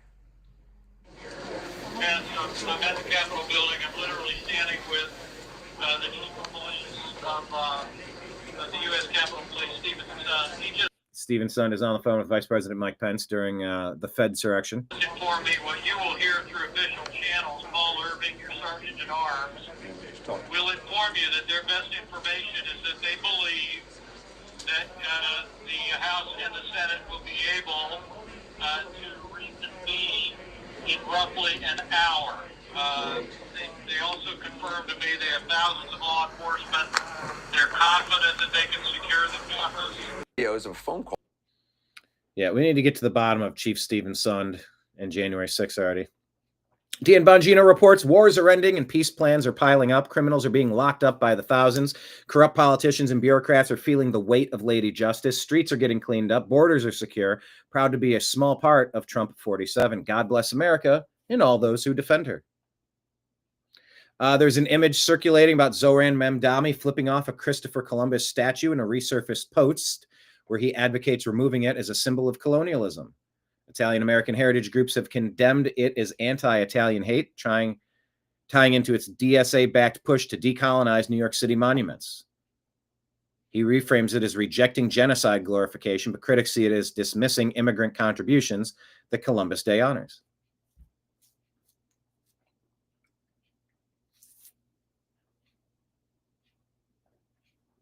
Laura Logan says, wow, the swagger is gone. You're looking at a man in the grip of fear. Regardless of what we think, he knows what he has done. This guy. Yeah, we don't want, kangaroo courts and trumped up charges. That's literally what you That's what happened. That was your whole plan with your deep state Democrats. Kangaroo courts and trumped up charges. You brought this on yourself, you asshole. Kangaroo courts and trumped up charges. That's what happens in other places that we used to scold for doing that. You did that. We want like our court system and our Justice Department and our prosecutors to be, and our FBI to be just playing things straight and looking at the facts. And you did the literal exact opposite. Barack Obama is the gaslighter in chief, the number one gaslighter of all time, pissing on your leg and telling you that it's raining. Yeah, not meddling in not meddling. That's all you did with your lawfare, your coup attempts, multiple coup attempts, your multiple impeachment attempts, multiple assassination attempts that I bet politics the way we've seen lately.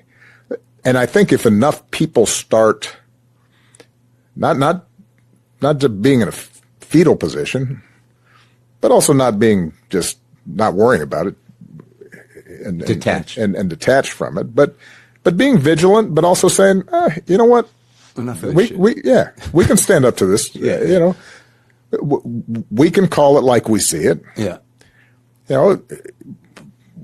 We need people who have whatever platforms they have to be able to say, no, that's not who we are, and to be willing to get attacked on X by whoever for doing that. And it's not easy. Yeah, because sometimes you fear for your life. Yeah, and like you did to President Trump.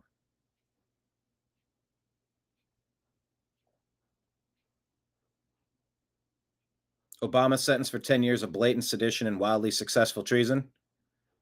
Yeah, there's a poll right there. I voted. What is this? Stop Hate says, I testified in Joe Thomas's J6 trial where we first used this video in court. A cop testifying under oath said that Joe cut the tarp, so we played this video showing that the same cop was cutting it himself. The judge said, let's move on. We can get past this.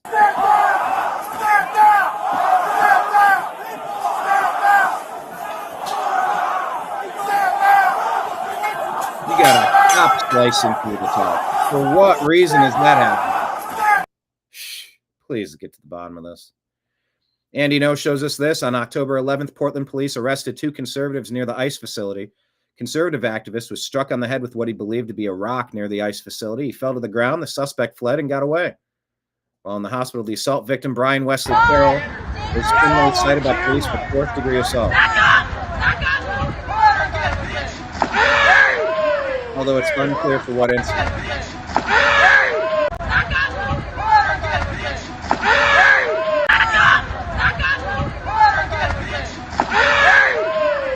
Bashes him right in the head. Separately, a man named Harold Alston Smith, arrested and charged with 4th-degree assault, allegedly got into a physical scuffle with a leftist woman who confronted him. The woman was not arrested. Inez Stepman is pointing this out. John Arnold posted, Santa Clara, one of the first law schools to publish 26-27 tuition. Grad Plus loans had no limits, but starting next year, professional school borrowing will be capped at $50,000 a year. Notice anything about the trend in tuition? I expect many schools to copy this.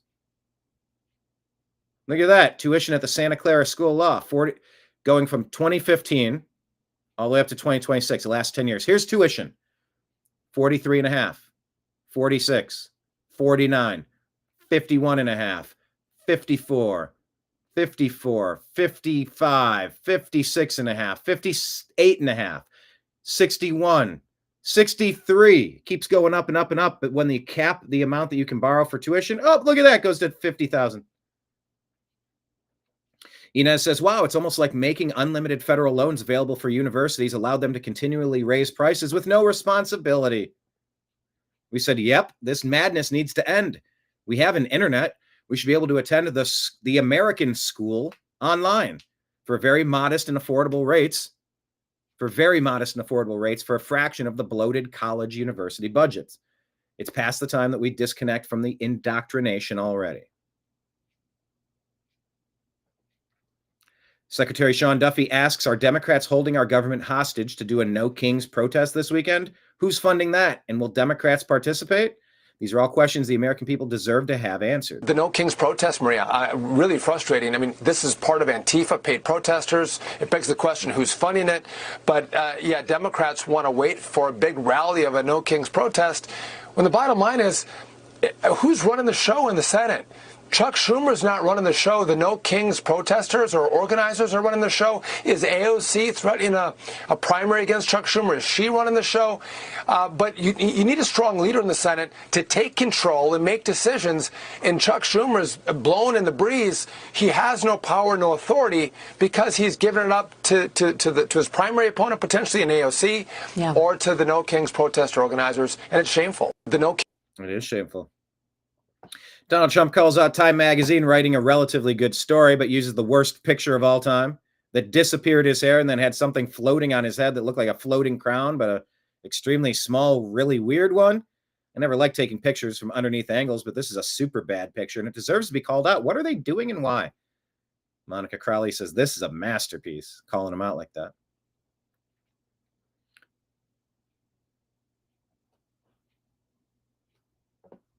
Oklahoma State University students spoke with Libs of TikTok after being reprimanded by the university for giving a speech honoring the death of Charlie Kirk and promoting free speech. A faculty member allegedly told him that his speech was triggering and partisan and that his year was going to be difficult for him. That's a threat. He encourages others to stand up for their rights in order to spark the flames of positive change on your campus and community that will never be put out. Good for him. Oklahoma State University. Laura Loomer says Google is still targeting Trump supporters. Yes, they are. Remove the shadow bans on our account already, please. Google's still targeting Trump supporters. Don't believe the lies when they are reinstating conservatives and remonetizing accounts. I haven't touched my YouTube in a year. Since any time I posted, they would ban my videos. I got a notification today. They're deleting several of my videos. They refused to let me monetize my account, and they're now deleting my old videos. Big Tech bought their seat at the table in 2024, so now they won't be held accountable. Google will likely never face accountability for any of their censorship and election interference. No, I want in the class action. They damn well better. Makes me wonder, says Laura Loomer, how many other people they are still doing this to simply because they're Trump supporters. That's why we ask you to follow us on Rumble. Rumble memberships, Rumble rants, Patreon, tip jar scrolling at the bottom of the screen. Lots of ways you can support the New American Media without having to rely on Google, YouTube that can just steal your money at any moment, and they've done it to me before. OC Republicans posted this. White House said peace through strength, and it had President Trump shaking hands with Netanyahu. Governor Newsom's press office showed a picture of Dumb and Dumber. OC Republicans say Israeli hostages are released, a historic peace deal is signed, and nations rejoice. And this is how California's governor reacts. He's a child surrounded by idiots. Pete Hegseth says Pentagon access is a privilege, not a right. So here is Department of War press credentialing for dummies. Number one, press no longer roams free at the Pentagon. Press must wear visible badges at the Pentagon. Credentialed press no longer permitted to solicit criminal acts. Done. Pentagon now has the same rules as every U.S. military installation, but they're complaining about it.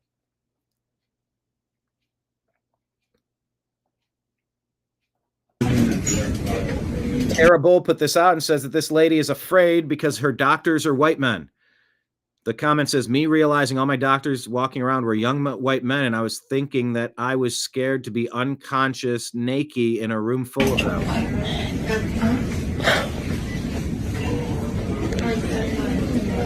Yeah, exactly. That's the scariest I've ever been.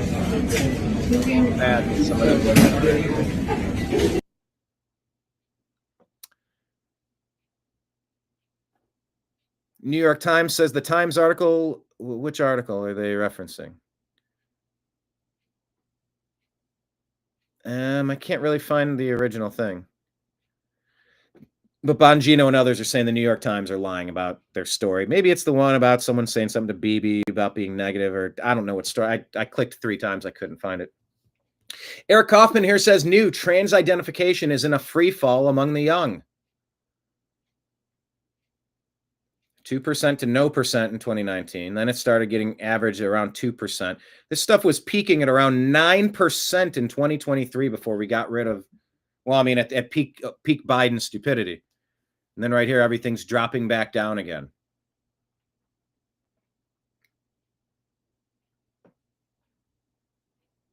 Glenn Beck says the FBI showed up to my house to, and by the way, that's super important. It's not as trendy as it used to be, and it's not being pushed by the media, by lying legacy media algorithms, or the Biden / Obama White House promoting this stuff nonstop on lying legacy media and through the schools.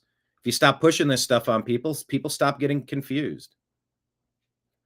Glenn Beck says the FBI showed up to discuss his TV show exposing Antifa's network. So here's a warning. If you're a member of Antifa or providing material or financial support, I might be a little concerned because the FBI is dead ass serious about investigating you. Good. Oregon Democrat officials are set to allocate over 2 times as many funds for illegal alien health care than for state police. That's the Democrat Party of 2025. Shame on you, Oregon. This news says Georgia black teen sentenced to 70 years in prison for defending himself at Walmart. Garbage Human posts, a minor detail that is missing here is that he defended himself by shooting a 9-year-old girl in the face. Okay, well, context matters. This is pretty cool. Behezy tweets says Home Depot started giving out free training to Americans who want to work in HVAC, carpentry, electricity, and construction. The classes are self-paced and students will earn certifications they can use on their resumes. This is awesome. I agree.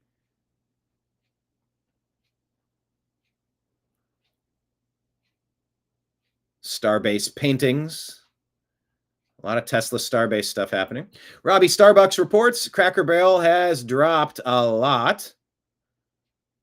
Down 40% in 3 months. They should not have tested our resolve. A good warning to future companies, though. Don't try to test conservative consumer boycotts. It's really not a smart business move. We win now. There's Trump grabbing Emmanuel Macron. Trying to get away multiple times. Trump won't let him. He even looks at his hand at one point. Trump points to the camera and Macron poses, is what I was trying to say. Dapper Detective is reporting that Biden-appointed judge orders ICE to remove the fence around the Broadview facility. And the Democrat Illinois House Speaker Emmanuel Welch, a Black Panther, Black Lives Matter, and Defund the Police activist, is leading a charge to incite a violent insurrection. So stay tuned. Why would you not be able to put a fence up around your facility dealing with a bunch of domestic terrorists?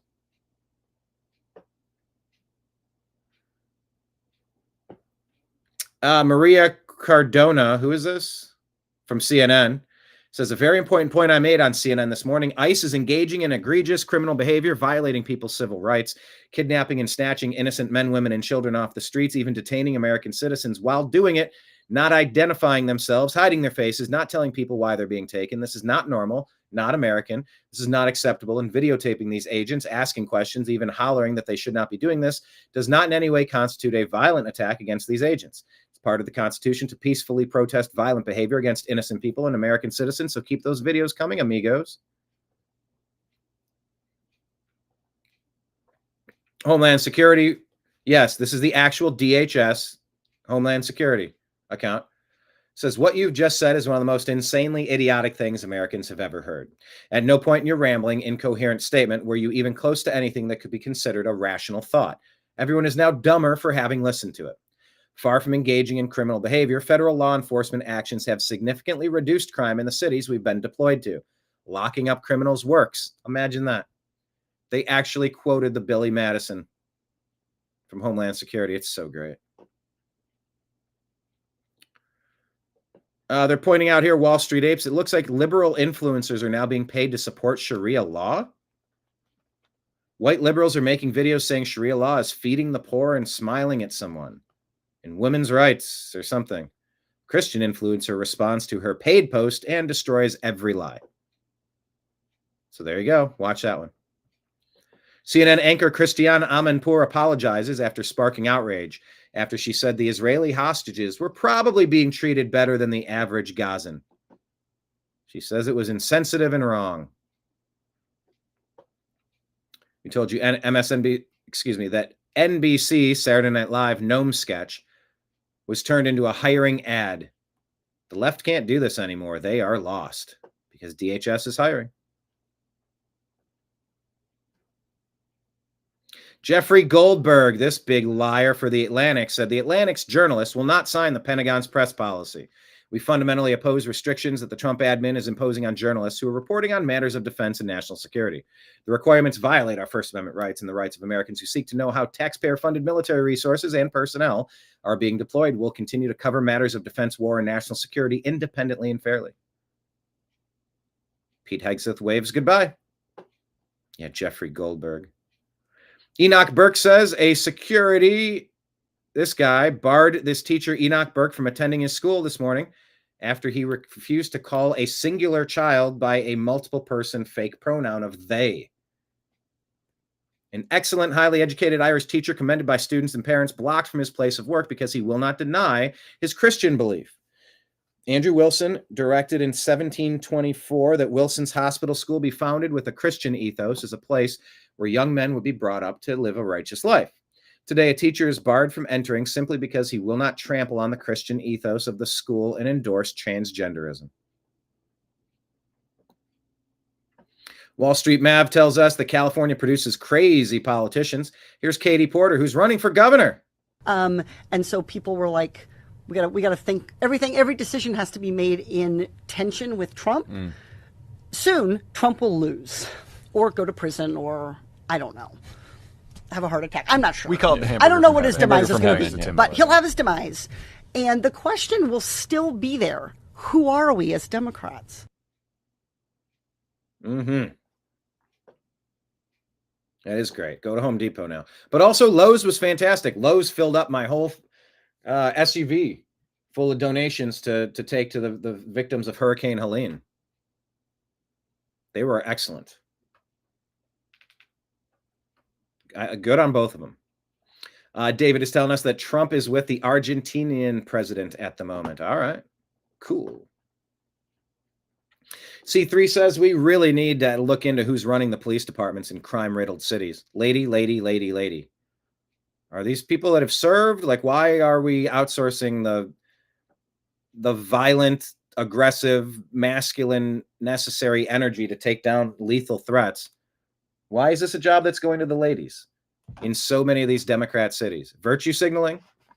DEI?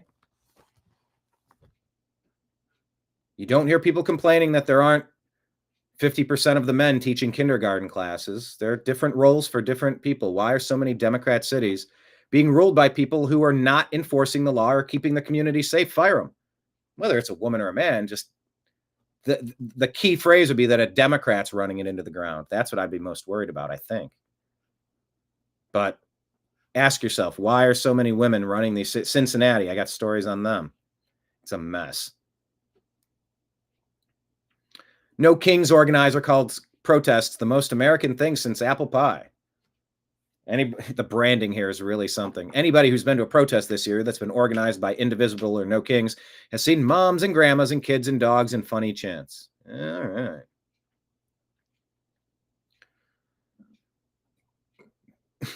Elizabeth Warren says, for 2 excruciating years, I called for the return of hostages brutally kidnapped on October 7 and held in Gaza. Today's a good day. A good day. Yeah, it's a good day. Surviving Israeli hostages are finally home and reuniting with loved ones. I'm thinking of them and their families on this joyful day, praying for their full recovery. I'm also grieving for all those who can't come home today. Today must also be an important step toward lasting peace in the region, peace for both Israelis and Palestinians. We must end the war in Gaza, surge humanitarian aid, and negotiate a 2-state solution now. Why do you need a 2-state solution? J.D. Vance says, the president told me he did this on Indigenous Peoples Day in honor of you. JD, you jumped off the top rope. Was that needed? kind of funny. Andy No reports that Portland Antifa tactics have been revealed to hide riot supplies and potentially weapons from Portland police during sweeps of their illegal encampments outside of ice.gov. Antifa rented a nearby storage space to stash their supplies. Tommy for Trump 420 caught them transporting supplies to their secret base. So look into that peacefully. John Strand says Representative Eric Swalwell publicly supported Stacey Marie Lawton, former New Hampshire lawmaker who was later arrested on federal child exploitation charges. He vouched for a pedophile. He should be nowhere near the halls of Congress. Matt Walsh points out the lady. Message to everybody: learn how to behave in our city, but especially learn how to behave in our downtown. She's talking to violent criminals like she's disappointed. She's a disappointed middle school assistant principal lecturing an unruly 12-year-old, not the murderers that are running rampant in Cincinnati, Ohio. Paul Joseph Watson shares a story that an asylum seeker danced and laughed after stabbing a young woman to death. Sudanese migrant accused of killing a hotel worker by stabbing her 23 times with a screwdriver. Turns out she was working at the migrant hotel serving him food, and this is how he repaid her. Kevin Dalton reports non-U.S. citizens are suddenly not able to renew their CDL's commercial driver's license after the Trump admin closed loopholes that Gavin Newsom's California was exploiting. The Department of Transportation is signaling out California for what it calls gross negligence, saying more than 25% of CDLs given to non-citizens or non-permanent residents were improperly issued. My God almighty. Fix it, fix it, fix it. Derek Evans says city councilors from Portland, Maine just refused to stand for the Pledge of Allegiance. If you can't stand in front of everyone and pledge your allegiance to America, then you shouldn't be allowed to hold public office. What country are you loyal to since you aren't loyal to us? Magastorm puts this out. This is Russiagate evidence pointing to Obama on Jesse Waters. 20 CIA and FBI agents confirm Barack Obama personally worked with former CIA Director John Brennan to create the fake Russia hoax and then hid the entire operation inside of a classified CIA vault for nearly a decade. 20 agents, one conspiracy, a president caught red-handed. The Obama admin didn't just spy, they manufactured lies, weaponized intelligence, and buried the evidence to protect themselves. This isn't a theory anymore, it's confirmation. Barack Obama is absolutely finished. 9-minute video, please watch it. Patrick Hanley, a Democrat running for Illinois State Senate, posted a video doxing the live location of ICE agents and encourages people to call and harass the hotel they're staying at. This Democrat is putting ICE agents' lives at risk while protecting criminal illegal aliens. Desiree says Cash Jordan here is exposing collusion in real time, where Portland police are quietly briefing Antifa rioters, warning them how they could get arrested at any time by ICE or even the Marines. Instead of enforcing the law, they're helping them organize their resistance. You can't make this up. Letitia James goes in public, according to the Breitbart News video here. She's defiant in her first appearance since her indictment on mortgage fraud. Says, I stand on solid rock and I will not bow. I will not break. I will not bend. I will not capitulate. I will not give in. I will not give up. We added, she forgot, I will not succeed with my lawfare and criminality. How about that? Amy Meck says that America is becoming unrecognizable. They held a rally that was not in English and it was not American. It was a foreign language political ceremony to crown Omar Fadi, a Somali American Muslim Democrat socialist, as Minneapolis's next mayor. His platform, straight out of the Marxist playbook. Freeze rent, $20 minimum wage, free transit and single-payer health care, abolish fossil fuels, sanctuary for abortion and gender transitions. Tax hikes on the middle class, backed by DSA, CPUSA, SEIU, Sunrise Movement, and Our Revolution. This is no local race. It's an ideological invasion. Islamic Marxism is spreading city by city under the radar. They're not here to represent America. They're here to replace it. Basil the Great says the UK government says we're all terrorists. Western culture is under threat from mass migration and a lack of integration by certain ethnic and cultural groups. They call that an extreme right-wing ideology. No, that's reality. Jack Posobiec reminds us that a Philadelphia medical examiner has re-ruled Ellen Greenberg's 2011 death by 20 stab wounds to be a suicide.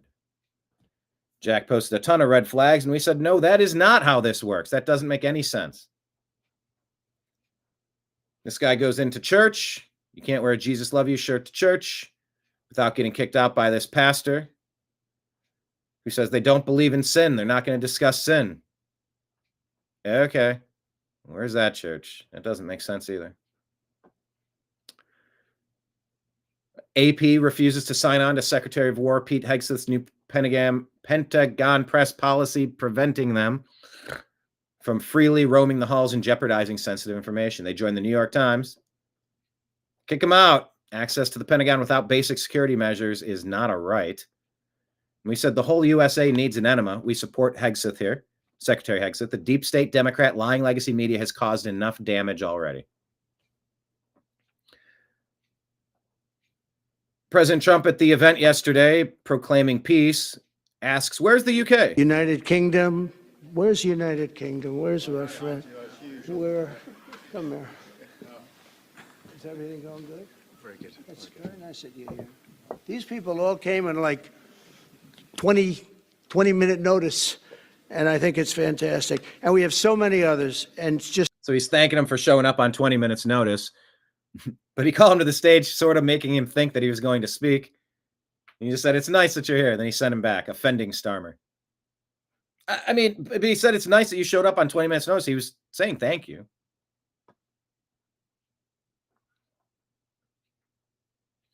Wall Street Ape says Gavin Newsom officially signs AB 495 into the law. They're calling it legalized child kidnapping bill. The bill destroys parenting rights, allowing non-relatives to fill out a one-page form to pick up your kid without your consent. No, that's danger, danger, danger. Mike Benz reporting Letitia James felon fugitive nieces, multiple felon fugitives in her mortgage fraud home, wanted for grand larceny, burglary, abuse of a child, while Letitia is a prosecutor who should have been prosecuting herself and evidently her whole family. Oh my God. Burglary, larceny, delinquency, abuse of a child, abuse of a child, abuse of a child. Weapons, larceny, weapons. What is wrong with this family? J.B. Pritzker warns ICE agents the tables will turn someday. You should recognize that maybe you're going to get prosecuted. We're looking at doing that. We may get prosecuted after the Trump admin. Yeah, that's why you don't ever let Democrats into office again.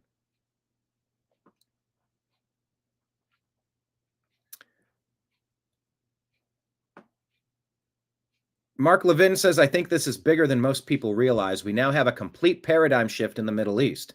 The superpower that now holds influence over the entire Middle East is the United States of America. Okay, that's an interesting take from Mark Levin, who's very biased on the topic, of course. But we said not everybody feels this way. It seemed like President Trump and his administration saw a ghost when confronted with the Epstein files. Bibi seemed to coerce President Trump to bomb Iran, which led to high praise from Netanyahu. Is the tail wagging the dog? Who's really in charge? But that's interesting that maybe President Trump took over the Middle East. I'll believe it if I see it. What say you? Do you think President Trump is now running the Middle East? Or do you think that President Trump works for Netanyahu? If you had to pick, are the United States the 50 states of Israel? Or did President Trump reclaim authority over running our 51st state of Israel? How do you see it? U.S. Homeland Security news. I don't know. President Trump allegedly put out a tweet about Senate and House pushing hard for more daylight at the end of a day. Very popular. And most importantly, no more changing of the clocks. A big inconvenience and for our government. It's a very costly event. I don't know that I like that. Elon points out the trend of students not identifying as male or female, which is pick one. There's a 0.000000001% of people whose testicles don't drop or their parts are deformed or mangled or they're hermaphroditic or something. Other than that, everybody's male or female. Pick it. Like, just click the box. Now, I don't click the boxes because I know they discriminate against straight white Christian males, so I don't put any information out there at all. If I'm accurate, I'm just burying myself trying to put a resume out, right? I'm going to decline to answer all this stuff. If you're going to prioritize other people who are not me, I'm not going to give you a chance to prioritize other people who are not me. Just look at the talents and the skill set.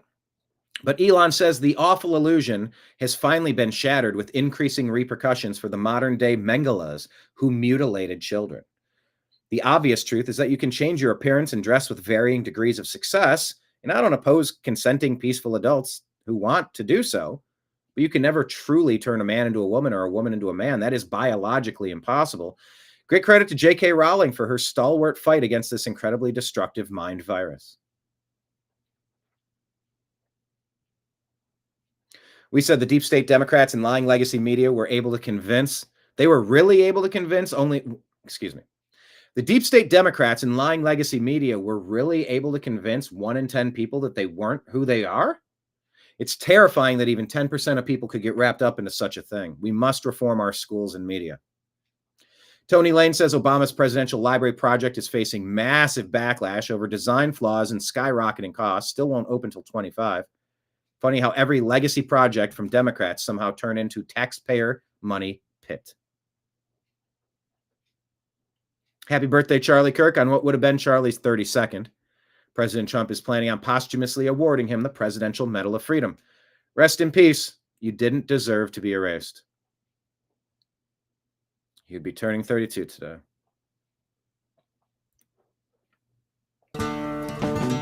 After a jam-packed 36 hours, President Trump arrives back home in D.C. from Israel. We're in the wee hours of the morning. The man is an absolute legend, and he never stops. Next up, awarding the Charlie Kirk Presidential Medal of Freedom at 4 p.m. today. A life lived boldly, a legacy remembered forever. Happy birthday, Charlie Kirk.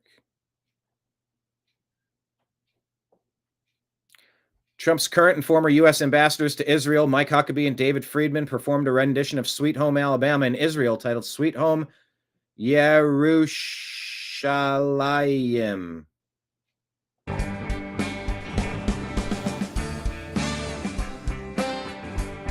Can't play it for copyright.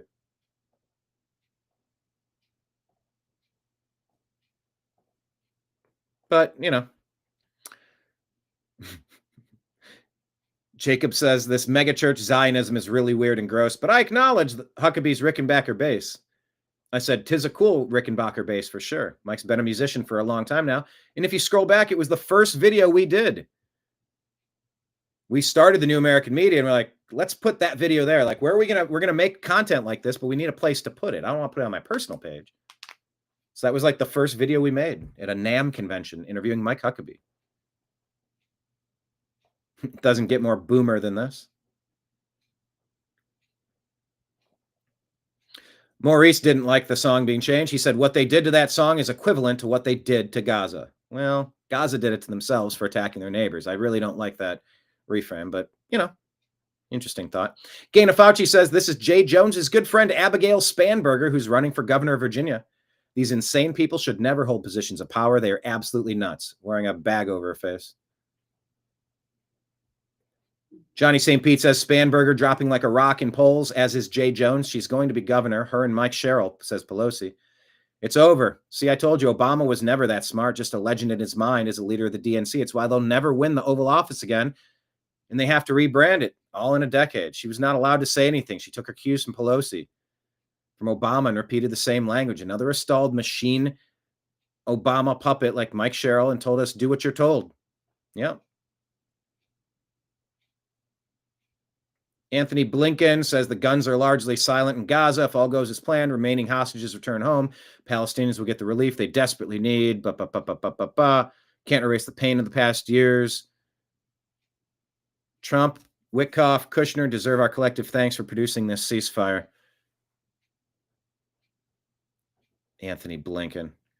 Michael Caputo says Hamas attacked Israel under Biden Blinken. The war got much worse under Biden Blinken. They did nothing to stop it. Their failed strategy was dropped by Trump on day one, and this chump tries to take credit. The world knows you failed, Blinken, not your W. Take the L. Here's a 4-minute video. I don't have time to play, but this is shared by Patriot Warrior Texas. What's up? Shout out. And this is about Dominion being purchased. And it's allegedly someone who has a Republican slant to them. And then I think they're going to be calling for paper ballots. So Lindell TV shared this 4-minute video. Take a look. I'd be perfectly fine if we never used voting machines, whether it's, I don't care what company it is. I'm not no particular beef with any specific company. It's all of them. I don't trust it. I can't see how it works. Nope. Just paper ballots, stack them, count them, shrink wrap them, seal them, store them in a warehouse until the next election, then double check them, make sure they verified. There needs to be a better process of making sure that we're getting accurate votes. And no, machines with proprietary algorithms, that ain't it. That ain't it.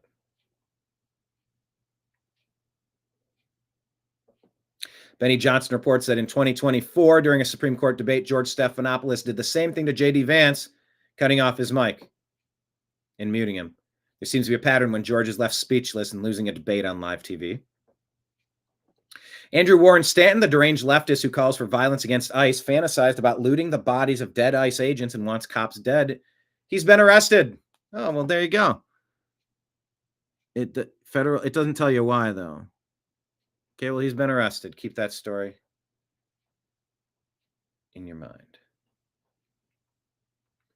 Clandestine says, I think the Democrat Party officially died today. The contrast between Trump and Biden is so stark, there can be no logical justification to ever vote Democrat again.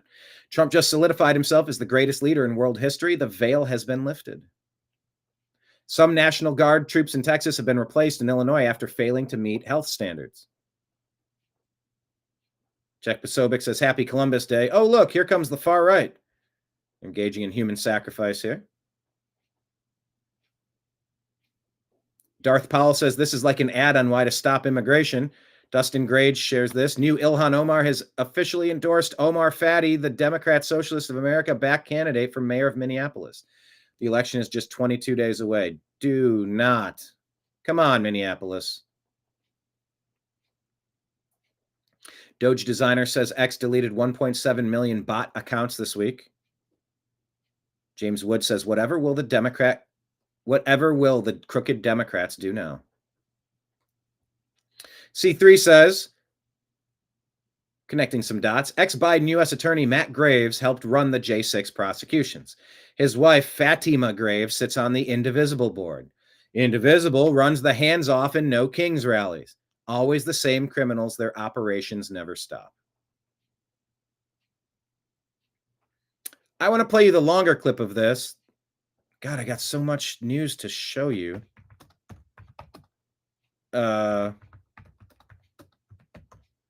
This is a quick clip, but there's a little bit longer of a clip that I want you to see. This one we'll go with. Oh, yeah, this is cool. It picks up right at the moment. Check this out.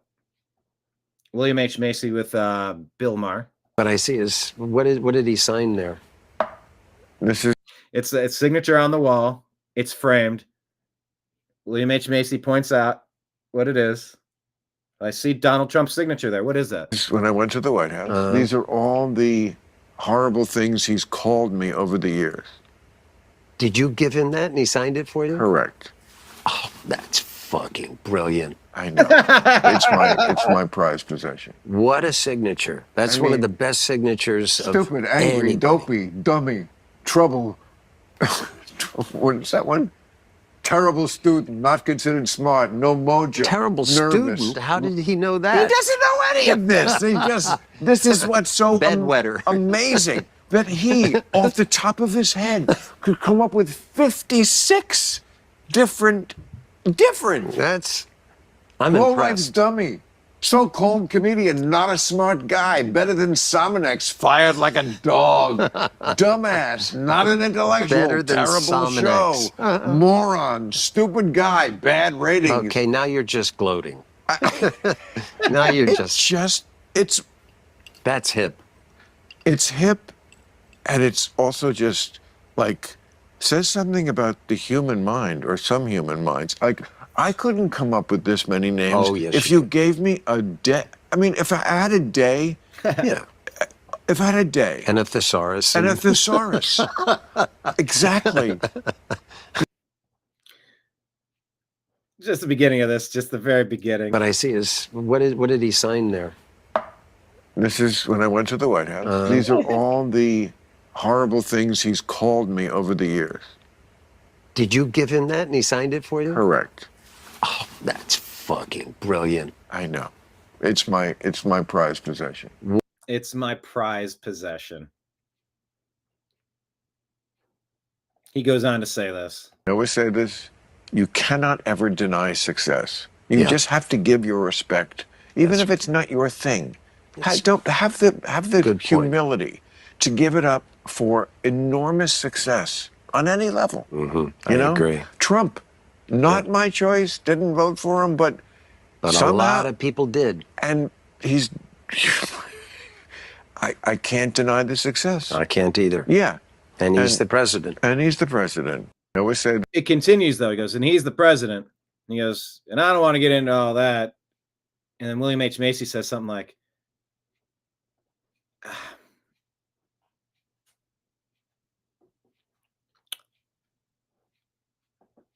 I don't know. It's he gets into something where he sort of insinuates that he's a Trump supporter. Like, it wouldn't go well if we debated, should he be president, or I think William H. Macy is letting people know that he is a Trump supporter. Wall Street Ape says it finally happened. A large group of Muslims were holding a very public prayer in Dallas, Texas. And so a Christian man went boldly to hold his own prayer and protest against the Islamic takeover of America.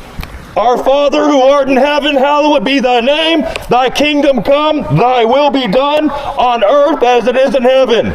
Give us this day our daily bread, and forgive us our sins, as we forgive those who sin against us. And lead us not into temptation, but deliver us from Islam. For thine is the kingdom, the power, and the glory forever and ever. Amen. Our Father. So that's happening. Chuck Schumer is going full insurrectionist. Insurrection Act incoming, maybe? It is just such a hallmark of tyrannical, autocratic dictatorship societies that they use the prosecutorial department as a political weapon. It is a disgrace, and every American, I don't care if you're Democrat, Republican, liberal, conservative, moderate, people should be forcefully rising up against this. It is just such a hallmark of tyrannical, autocratic dictatorship societies that they use the prosecutorial department as a political weapon. It is a disgrace, and every American, I don't care if you're Democrat, Republican, liberal, conservative, moderate, people should be forcefully rising up against this. It is just. There you go. It was right at the end there. I'm like, wait a minute, is this the right quote? People should be forcefully rising up against this. It is just. Yeah, forcefully rising up against this. Enough of his domestic terrorist party, the Democrats. Britt Hume says, so what are diehard never-Trumpers like Bill Kristol and George Conway posting about the president's triumph and the return of the hostages? The answer, absolutely nothing. As if it didn't happen. Obama is really frustrated that Trump completely obliterated his work as president. I mean, what was unusual for me was... what's unusual for me was... obviously... a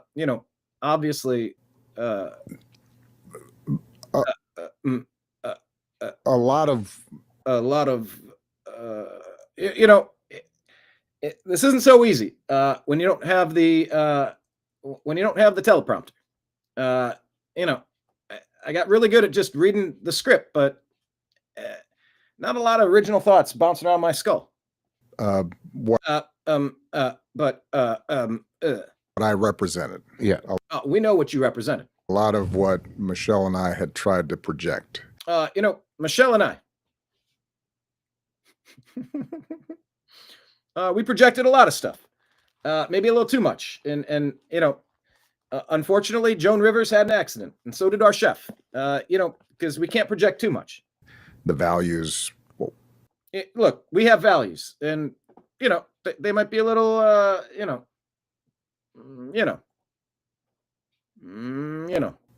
thinking about America. Yeah, because thinking about America, that's my thing. I love this place. Just kidding. I hate it here.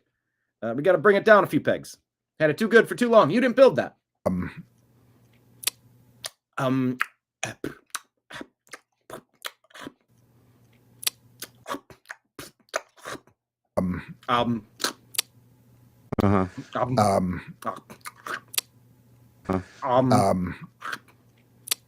Thinking about America.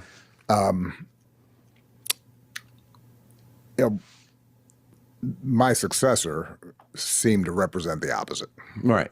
Thank God. We really didn't have it in us to survive much longer as a country with any more of this backward bullshit that I represent. Not seemed, did. Yeah. Yeah. And, so I think there was a lot of anger, a lot of sadness, some fear among a big chunk of the country. And I mean, what? President Trump says Marco will go down, Marco Rubio, and I mean this, as the greatest Secretary of State in the history of the United States. That's a very nice thing to say. Tim Pool reports the guy who killed Charlie Kirk, allegedly, shared political ideology with AOC. Benny Johnson's correct. The left have and always have been the violent ones.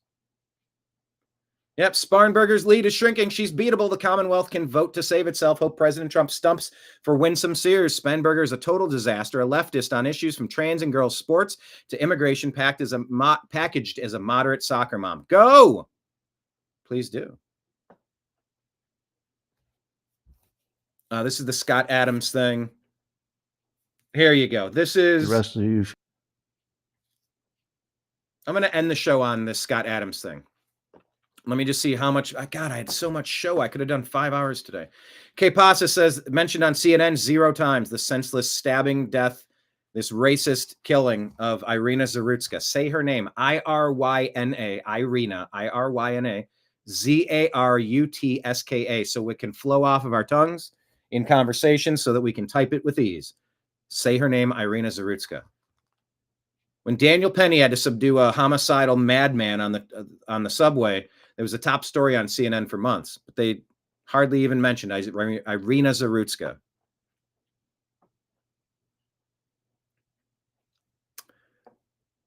This guy says, are you going to watch the new TPUSA halftime show? He says, Americans are sick and tired of seeing debauchery, disgusting, anti-American, anti-family things being pushed in our faces on a day that should be for everyone. Agreed.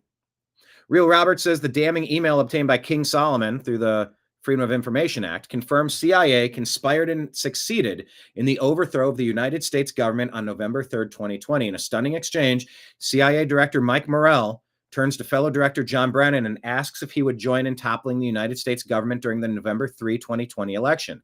Brennan not only agrees, but also expresses gratitude. CIA Mike Morrell, quote, can I add your name to this list? We'll be adding Leon Panetta, Sue Gordon, Jay Johnson, George, Lisa Monaco, and Mike Rogers, and working on adding Dan Coates, Mike Rogers, and Tom Bossert, and lots of other IC career folk.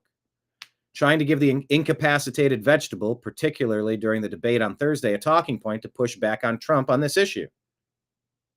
CIA John Brennan, okay, Michael, add my name to the list. Good initiative. Thanks for asking me to sign on. It wasn't just 51 former intelligence officials who were involved. The CIA itself was actively involved as well, and its director, Gina Haspel, approved it. There's all the 51 intelligence agents who committed treason. That's treason. Daily Mail reporting a woman, 28 years old, was gang-ard by 3 Brits who were bitten all over her body during a 2-hour ordeal in a Croatian beach hotel. In case you're curious, the names of these 3 Brits are Ami Arifi, Gezhim Exhafa, and Soquib Shakibi. God save the king. Those are 3 Brits? Those are not Brits.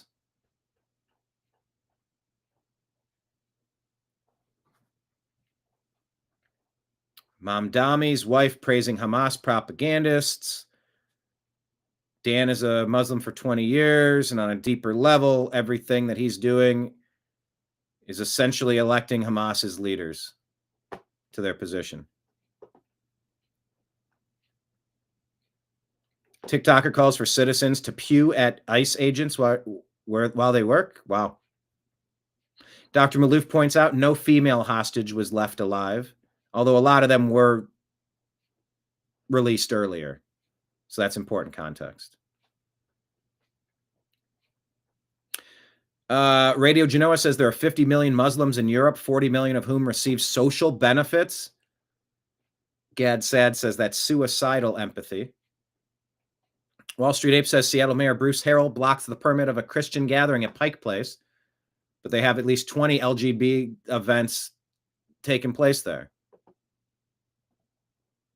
So they're anti-Christian. Elon is opening a company called MicroHard. The MicroHard project, MacroHard will be profoundly impactful at immense scale. Goal is to create a company that can do anything short of manufacturing physical objects directly, but will be able to do so indirectly, much like Apple has other companies manufacturing their phones. Elon Musk is literally painting MacroHard on the roof of the Colossus 2 supercomputer cluster in Memphis. Here's what it's going to look like. Instead of Microsoft, it's going to be MacroHard. I mean, that's pretty ridiculous. Camus here says cows are saving the world. Shocking carbon study. Nebraska report is shifting the climate conversation. Raising more cattle makes a carbon negative future. They're more net positive for the atmosphere, producing more oxygen than the methane and carbon they emit. To save the world, we might just need to eat more steak. All right, and I'm going to share this with you. This was an emotional moment from Scott Adams. Here's the backstory you need to know if you're unfamiliar with Scott Adams. One of the first people to really publicly back Trump and say from his experience with magic and persuasion and hypnosis, President Trump was one of the greatest communicators he's ever seen, and he would probably win the thing. And then has been campaigning ever since 2015, 10 years or so out there. And he got canceled because he said, if you're living in a community where a significant portion of people hates you and thinks that it's okay to physically harm you, you need to get the hell out of that community. He was canceled for saying the obvious.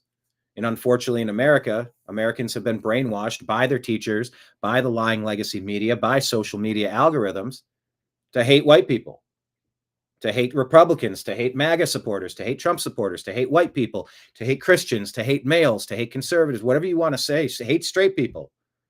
And if you're surrounded by a community of people that have a high percentage of hating you, you should flee for self-preservation so that you're not targeted by people working off of backward ideology promoted by Barack Obama and his ilk.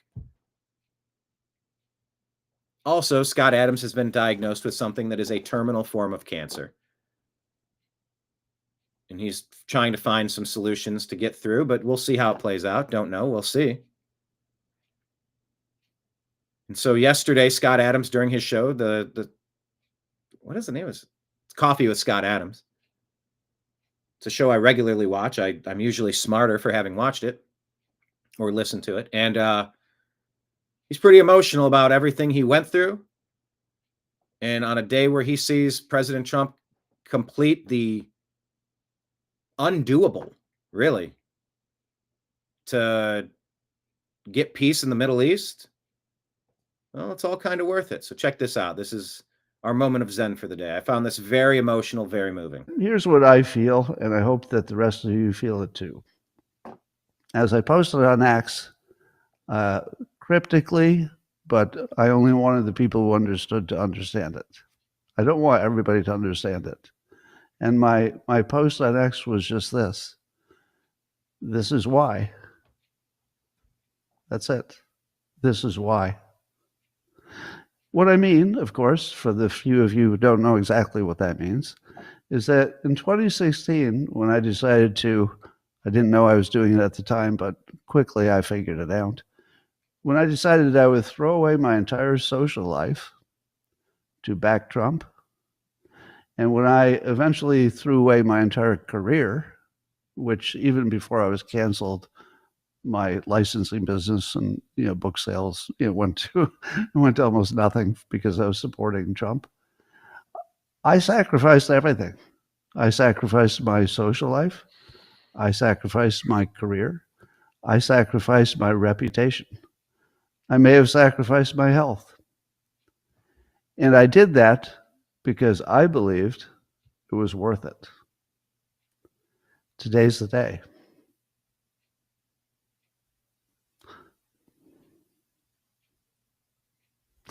Today's the day.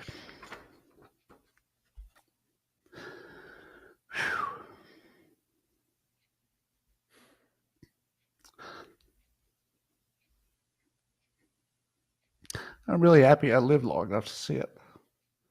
It was worth it. It was worth it. Not just for this, but it was worth it. It was worth it to be right. It was worth it to be right. I do a sports show called The Unhappy Hour. And I'm a Browns fan, and they traded Baker Mayfield and brought in Deshaun Watson and traded too much to get him and gave up on Baker too quick. And I've been battling for years. 4 years now, something like that, since they made that horrific decision that set our franchise back a decade. You see Baker Mayfield playing at an MVP level. It's like, I knew it. I knew we didn't see the best that Baker Mayfield had. I knew that we could develop him better. I knew that he had everything that we needed, and the Browns made a stupid decision by bailing on him too quick, and I don't forgive him for that. I'm very salty about it, and I've never let it go, and I've never been wrong about it. But finally, I've proven myself right.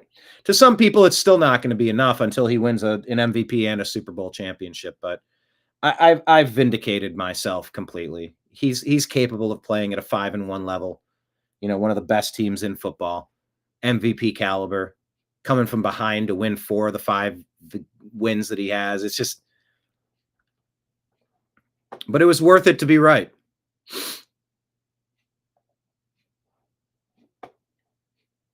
And it's a huge release, and yes, he's got to be thrilled that he was able to live long enough to see it. And I did that because I believed it was worth it. Today's the day.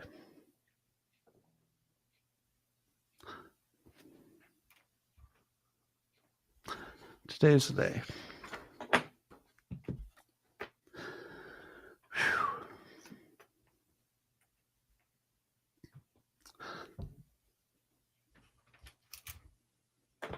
I'm really happy I lived long enough to see it. It was worth it. I mean, he's staring down the barrel of, he said, until he found a new treatment, he was ready to do the assisted SSI thing that you can do in California, they do in Canada. Like, the pain was too much, and I think he said that he had basically picked out the day he was going to do it, and he was going to tap out. He couldn't do it anymore. And so living a few extra weeks, a few extra months has allowed him to see this moment. So of course he's going to be super emotional about it, but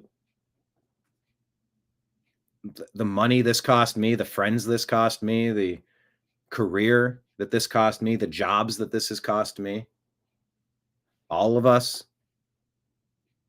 I mean, Scott just did it a little bit more publicly, but we've all been impacted by this. And it is nice that we've been able to live long enough to see it. It was worth it.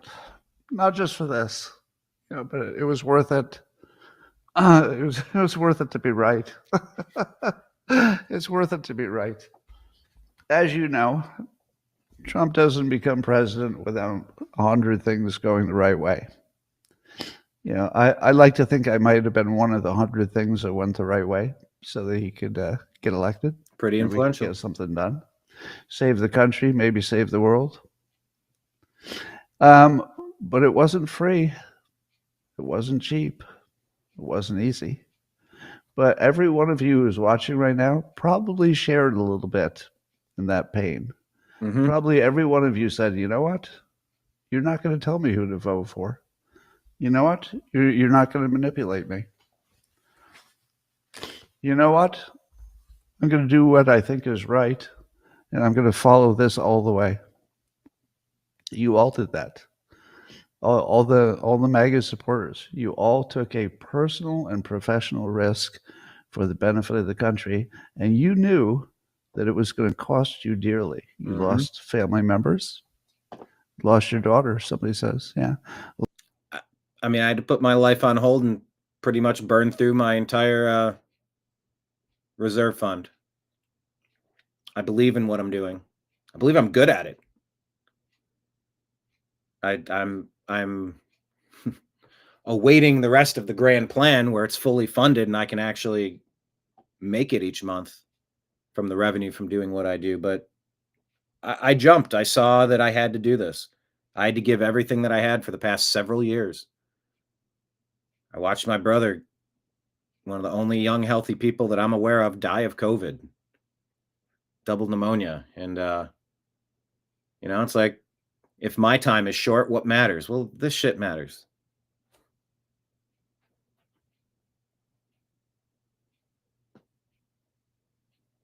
As Nimbus stretches on my leg asking for lunch.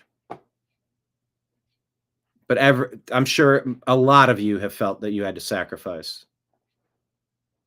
Question of the day. Did any of you have to sacrifice anything to support Trump for the past 5 years against this mess?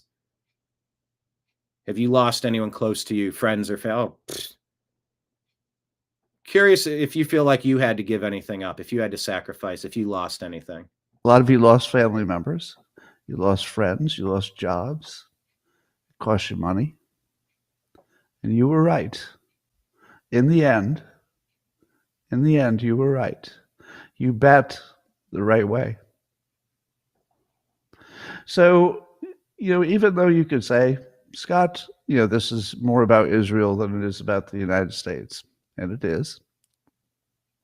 But it seems to be an emotional touch point that seems to touch everything.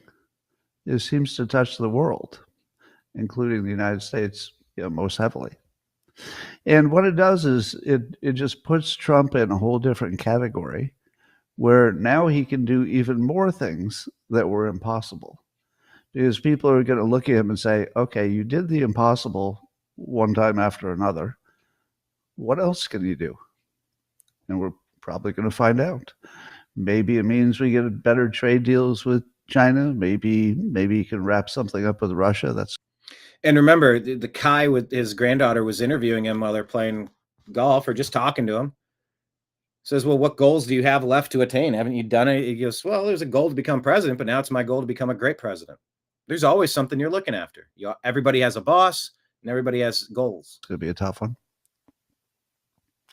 But if you can do the impossible, then you're somebody that can keep doing the impossible, whether it's Elon or Trump. There's handfuls of people that can always do the impossible. You know that I've been all in since 2016. All in. I bet it all. I just bet everything. I've been all in since 2015, 2016. Yep. Everything. I bet everything to get to this point. The golden age. So here we are. And I look at that sly grin. And I think it was Scott that worked with Trump to come up with that phrase golden age that everybody's using. And he's been a little cagey on what he's contributed for consulting and for advising purposes or but to just redefine things as you've entered the golden age of America, that's very powerful. And I know Scott was very vocal in getting that out there in that exact packaging. And just when he says the golden age, look at that proud grin he puts out there. Because I feel like he can say, I did that. I suggested to President Trump that he say that, and he's been using it, and it's perfect. That's my hunch. I don't know if that's confirmed. I bet it all. I just bet everything. I bet everything to get to this point. The golden age. So here we are. Here we are. So I don't even know if I want to talk about the news today. It just feels so good to be on the right side of history. It does. And I said that yesterday, like, this is a good day. We got a lot of days to complain about where are the indictments and where are the arrests. If If you let the demons loose, like, you just got to go get them. What are you waiting for? Where are the arrests? Where are the indictments? Go get them. You know the bad guys and girls who've been up to the bad shit. Go arrest them. Put them in a case. Stop. We got to recalibrate our government, but there are so many problems with our judicial system. There's a problem in our Congress that we need bigger majorities because the Democrats still have just enough power to block things from happening because they will intentionally set it all on fire so they can reign supreme as king and queen of the ash heap. You don't dislike the Democrat Party enough for what it stands for, what it bows down to. Treasonous, lecherous, violent, backward. And a lot of well-meaning people believe in a couple tenets of what the Democrats support, but they go along with all the crazy because they don't see any other option. There's other options. MAGA is not the Republican Party. MAGA has room to grow on some issues. Participate and steer it in those issues you want. That was the message to the libertarians at the convention that we covered last year in D.C. You know, hey, you're libertarians, but if you vote, waste your vote, you're essentially giving a vote to the Democrats. Vote for me and let's put some people into our cabinet with libertarian ideals. You'll get some of these libertarian things you want. You'll get nothing you want with the Dems. Join us and steer us. That's what Vivek Ramaswamy was saying to the people in the group. Join us and work with us. We'll get a lot of cool stuff done, but you got to work with us. You got to join us. Yeah, yesterday was a good day, and I kept trying to remind us. All in since 2016. Let's enjoy the win. All in. I bet it all. I just bet everything. I bet everything to get to this point. The golden age. So here we are. Here we are. So I don't even know if I want to talk about the news today. It just feels so good to be on the right side of history because you never know. You never know if you're going to be on the right side of history. It's a gamble. But boy, are we on the right side of history right now. Mm-hmm. So unless there are aliens in that comet, maybe things are going to look good. Are there going to be aliens in this comet? Anyway, we have some background on why Hamas finally caved.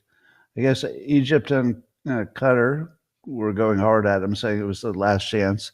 Turkey was going hard at Hamas, telling them, you better get this done. And they were getting a lot of pressure from their own people. So basically, it got to the point where everybody outside of Hamas was telling Hamas, you got to end this. There was essentially nobody left on their side. So it got done. So being in the right place at the right time helps, but it still had to be Trump. Only Trump could have gotten it done. And then the last person to agree was Netanyahu, and Trump bullied him into saying yes, and I'm sure Netanyahu was happy about it now. And by the way, that component right there, that he bullied Netanyahu, I think that's what Mark Levin was saying, was that the U.S. controls the foreign policy now.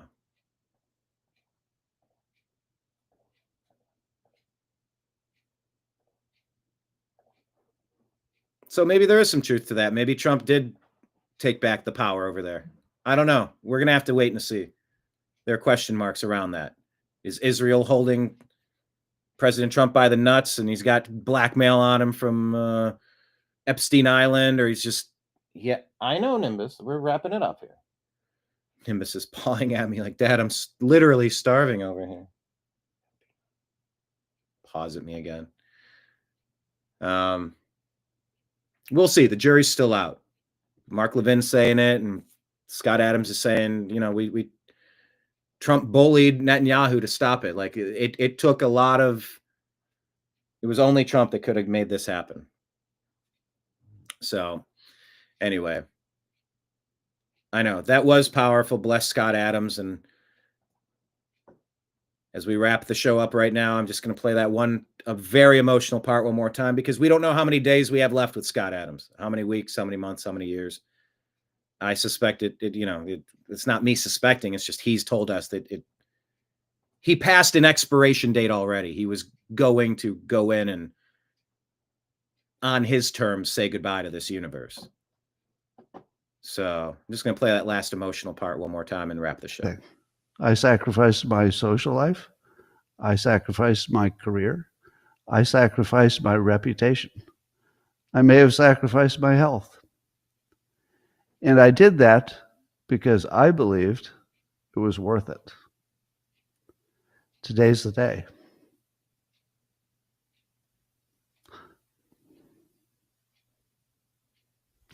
Today's the day.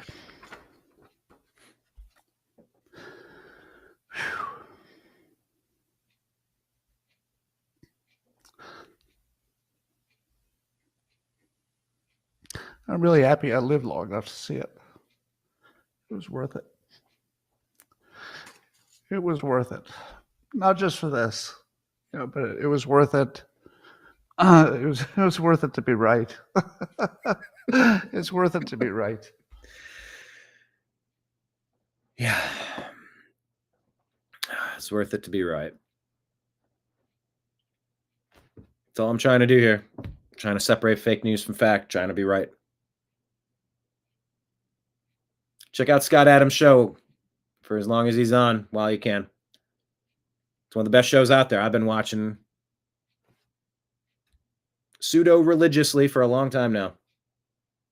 I shudder to think about the void that would be created if that show wasn't there, except I'm trying to put together a good show on my own. Except I like to listen to his show first so that, like, if there's something big that I might have missed, I can quickly add it to the stack of 50 things. I got 50 pancakes piled up. And each story is a pancake, and I got to get through them. I got to add a couple more. And also, there's context and background and takes that maybe I've only heard it from Scott Adams. So it's a good show. It's worth watching. And whew. Yeah, David, I'm absolutely happy Scott is still alive. Same here. We'll check him out while we can. Speaking of check him out, I'm going to check out, and I'm going to feed Nimbus his lunch and take care of some duties. Thank you all for being here. Hit like, hit subscribe, hit the hearts button, hit the celebration button, or hit anything on the YouTube app. Please consider watching some extra hours of videos. We got about 400 extra hours we need to get so that we can remonetize our channel and start making those thousands again.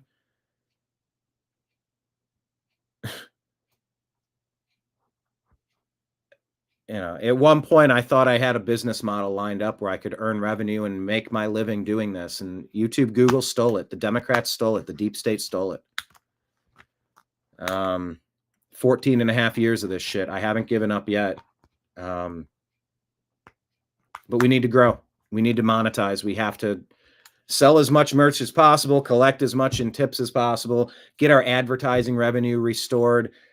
All of it. It all has to happen, or else I can't do this. Like, I am at the turning point. Like, I am at a inflection point where I have to pivot and go in a different direction. I've been hinting and telling you for a long time, like, I might need to do this show early morning or do it in the evenings because I can't monetize the content enough to cover the monthly expenses. And so, like, I might have to get some sort of 9-to-5 job again. And I've held those 9-to-5 jobs at different points while I've been creating content. But really, for the past year, I've been making more content than ever to try to build this to the point where I can become self-sufficient, self-sustainable, where the brand can bring in enough revenue just from advertising, where it's not just opening up the guitar case, hoping someone throws in a couple, loonies or toonies, as David would call them up there. The gold loonies or toonies. If you know, you know. But yeah, I started the New American Media because it's worth it.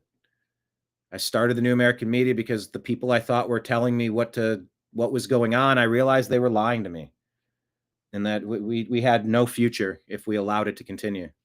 And that's why I've been pushing back on it. That's the whole mission statement of the New American Media, TNM Daily Show, the Agree to Disagree Show, all of it. So I don't know what a rumble rate is, but that's what I have for you today.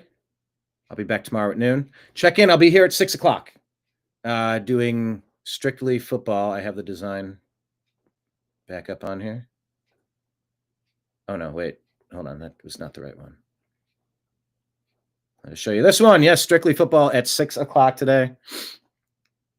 Strictly Football. Israel Robinson, Jim Mitchell, and Mike Barra talking football. All right. Like I said, hit like, hit subscribe. Tip jars are at the bottom of the screen, super chats, etc. And just any extra videos you can watch on YouTube. Grab an extra device, let it play, pull up some. I got 1,900 videos. I don't know how many hours of content, but I need 420 or 430 hours, whatever the number I said was. 427 hours maybe. If you guys can help me with that, that would be a huge assistance unlocking that locked door that's blocked us since when did we lose it? 2011, 2021, 2019, I forget. Half a decade or so we haven't been monetized. So watching our videos definitely helps us. And it's noticed. I've noticed enabling super chats and memberships on YouTube has been huge for us. And as we grow, we need the advertising revenue. So watching those videos is something super awesome you can do to help us out in between now and our next show. Once again, next show in about 2 hours and 51 minutes, Strictly Football, and then tomorrow again at noon. So I'm going to sign out. I appreciate everybody out there. John, Marion, David, everybody else. Did we see Kenneth today? I don't think we saw Kenneth today. I know Mondays, Tuesdays are tough for him. Deb and everybody else who's been hanging out and not commenting. Thank you for being here. I appreciate you. I love you, and we will talk to you again soon. Take care, everybody. Peace. 427. Good eye. Thank you, Trash Bandit.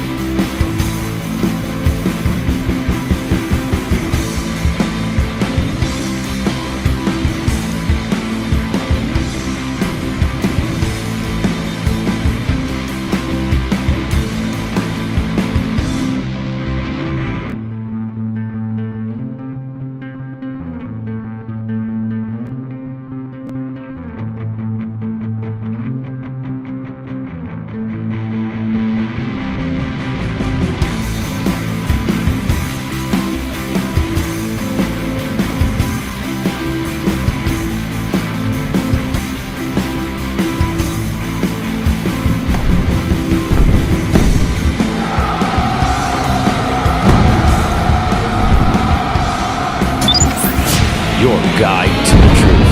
TheNewAmericanMedia.com.